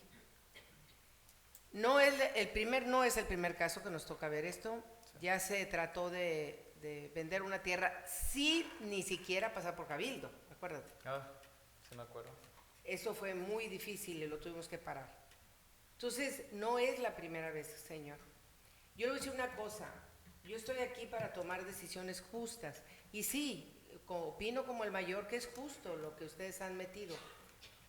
Pero esta tierra no es mía. Esta tierra es de la ciudad. Y así como la señora Colio dice que yo desde que estoy aquí, yo las cosas las tomo diferente bajo el código que tenemos. Porque quisiera que cambiaran muchos códigos, pero todavía no me desespero porque no cambian los códigos. Y nosotros los tenemos que cambiar. Sí, es cierto, tenemos el poder de hacerlo, pero ni te comento todo lo que hay que hacer para cambiar un código. Mas, sin embargo, con mucho respeto, con mucho cariño, yo no puedo tomar este tipo de decisiones. Tienen que ser las correctas. Me duele que hayan sido engañados, pero si vamos a tener un problema legal por esto, porque tú tienes documentos firmados, ¿tienes documentos firmados? Es precisamente mi punto que quería decirles. Desde un inicio era lo que yo mucho le pedía al señor Ralph Morales, que de alguna manera pudiéramos llegar a un acuerdo por escrito de que yo me comprometía a hacer esas mejoras, pero pero que él me garantizara un proceso o algo para que yo pudiera tener eso. Pero el fundamento o el argumento que él me dio era que como él podía darme la calle y yo no cumplir después, nunca me quiso dar nada. Al final de cuentas, cuando ya tuvimos los planos firmados, era cuando yo ya pensé que ya tenía algo legal. Pues ahí en los planos firmados y aprobados por el Departamento de Ingeniería, que fue la instrucción que se dio en el PRC Meeting en febrero a marzo de ese año, de 2021, una vez tenido yo esos planos firmados en el cual se plasman todos los detalles más importantes de todo el terreno, incluyendo el cerco, la mitad y todas las propiedades en cuanto a Class 2 base, con qué compactación, de dónde a dónde abarca todo el proyecto. Ahí donde yo me sentí más seguro y me fui tranquilo, ahora nomás en conseguir el dinero para poder hacer las mejoras. O sea, pero no me fui nomás con las manos vacías y yo pensando que íbamos a hacer algo. Y aparte veniste a un concilio y el concilio votó a tu favor de esos planos, de que estaba bien lo que estabas haciendo, dices, ¿no? Ya habías venido a un concilio como esto, o sea, una junta de comisión. Comisión de planeación. Pero nunca habías estado en un board como no, este. es la primera vez. Ok, abogado. El señor tiene planos autorizados por la ciudad y por eso gastó, guau. Entonces, hay problemas de que uno le diga, no, pues no te puedo dar la tierra, no te la puedo regalar así, porque no hubo el proceso oficial. O hay un problema de que el señor, por decir esto, nos demande. La demanda, yo no controlo el señor, controla si él quiere demandar. El punto que estamos ahora, queremos aclarar el proceso y por eso ponemos estas decisiones. Bueno, ¿es suficiente los planos que tiene el señor para...? No sé qué exactamente. ¿Son planos autorizados por la ciudad, Carlos? El encroachment tiene derecho del encroachment que le dieron. El encroachment permit, lo que le dieron, el encroachment permit le dieron. The employees of the city do not have more authority than, they can only act under the authority they have. So even if sometimes they incorrectly give you a permit, an approval, if they don't have the authority, then technically they can't give it. They can only give the authority that they have. And unfortunately, even if they make a mistake, they only have the authority that they've been invested by the city council. And they're given also credit plans. they gave him encroachment permits and grading plans. 2 permits. Bueno, yo o lo dejamos table para revisar muy bien tu asunto, sinceramente, o mi voto en este momento no te lo puedo dar, corazón. Lo siento mucho. Pero deciden ustedes sabrán si tienen la manera. Yo no puedo hasta no tener más información. Manzanares, ¿sigues con tu moción? ¿Un comentario? There's only 2 options. I mean, no hay vuelta de hoja aquí. There's not going to be a 4th option magically appearing before us. It's either we honor what the city administration had told the gentleman. I mean, there's a reason why he invested so much money on this property when it was just vacated and it was a dirt lot filled with homeless people, right? Or if we go through a lease or sale, immediately it's going to go through the Surplus Land Act, and that opens the door for any nonprofit that wants to do affordable housing, whatnot, to start building. And if we reach an agreement, we legally have to abide by it, and it's going to be right in the middle of your properties. So it doesn't guarantee that if we put it for sale or lease that you're going to end up getting the property. I think it really is a disservice for, I mean, it really shouldn't have happened in the first place. Eso es lo que me frustra tanto, pues, de que hicieron las cosas al revés. And now we're here now, you already invested all that money in that property, and, I mean, ¿Tienen los documentos, todo lo que les dieron la ciudad, firmados? Digo, sí es un poco extenso toda la documentación que tengo. Digo, de lo más importante que considero yo son los planos firmados. Al menos durante todo este tiempo me pidieron hacer un timeline con todos los acontecimientos más importantes. Y dentro de todos esos acontecimientos están pues cartas que yo le redacté al señor Ralph Morales. Digo, desgraciadamente yo me enteraba conforme fueron cambiando las personas que trabajan aquí en la administración de Calexico, que la persona anterior no documentaba cosas en mi proyecto. No fue hasta cuando yo conocí al señor Chuck que me dijo, ¿por qué está vacío tu carpeta? Digo, diciendo que yo no puedo hacer nada por guardar o deshacer documentos dentro de la oficina. O sea, no, pero digo, yo tengo mucha documentación que a lo largo del tiempo yo les fui dando porque no tenían documentación con que respaldar nada. ¿Y esos documentos están firmados avalados por la administración? Hay correos, tengo, por ejemplo, el resumen del PRC meeting, en el cual estipulaba que la siguiente indicación o siguiente instrucción que hay que seguir era que el departamento de ingeniería, por ejemplo, le diera seguimiento, y fue lo que hicimos hasta obtener ya los planos firmados. Porque aquí, what we have right now in front of us, it doesn't include any documentation. So, for example, I really do feel for you, and I already made a motion to approve this. However, I would feel more comfortable if we have those backup documents available. Well, the thing is that they're legal, so I don't know if... They're probably public. Right, so...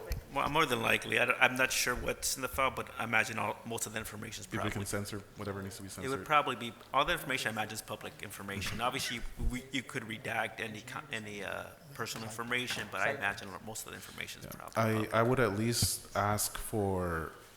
I'm going to rescind my motion to approve. So based on that, so I'll make a motion to table this, further discussion, because I'm going to make a decision on something. I have some more things come up. I'm not going to do it personally, so I make a motion. I'll second that motion. Can I make a comment real quick?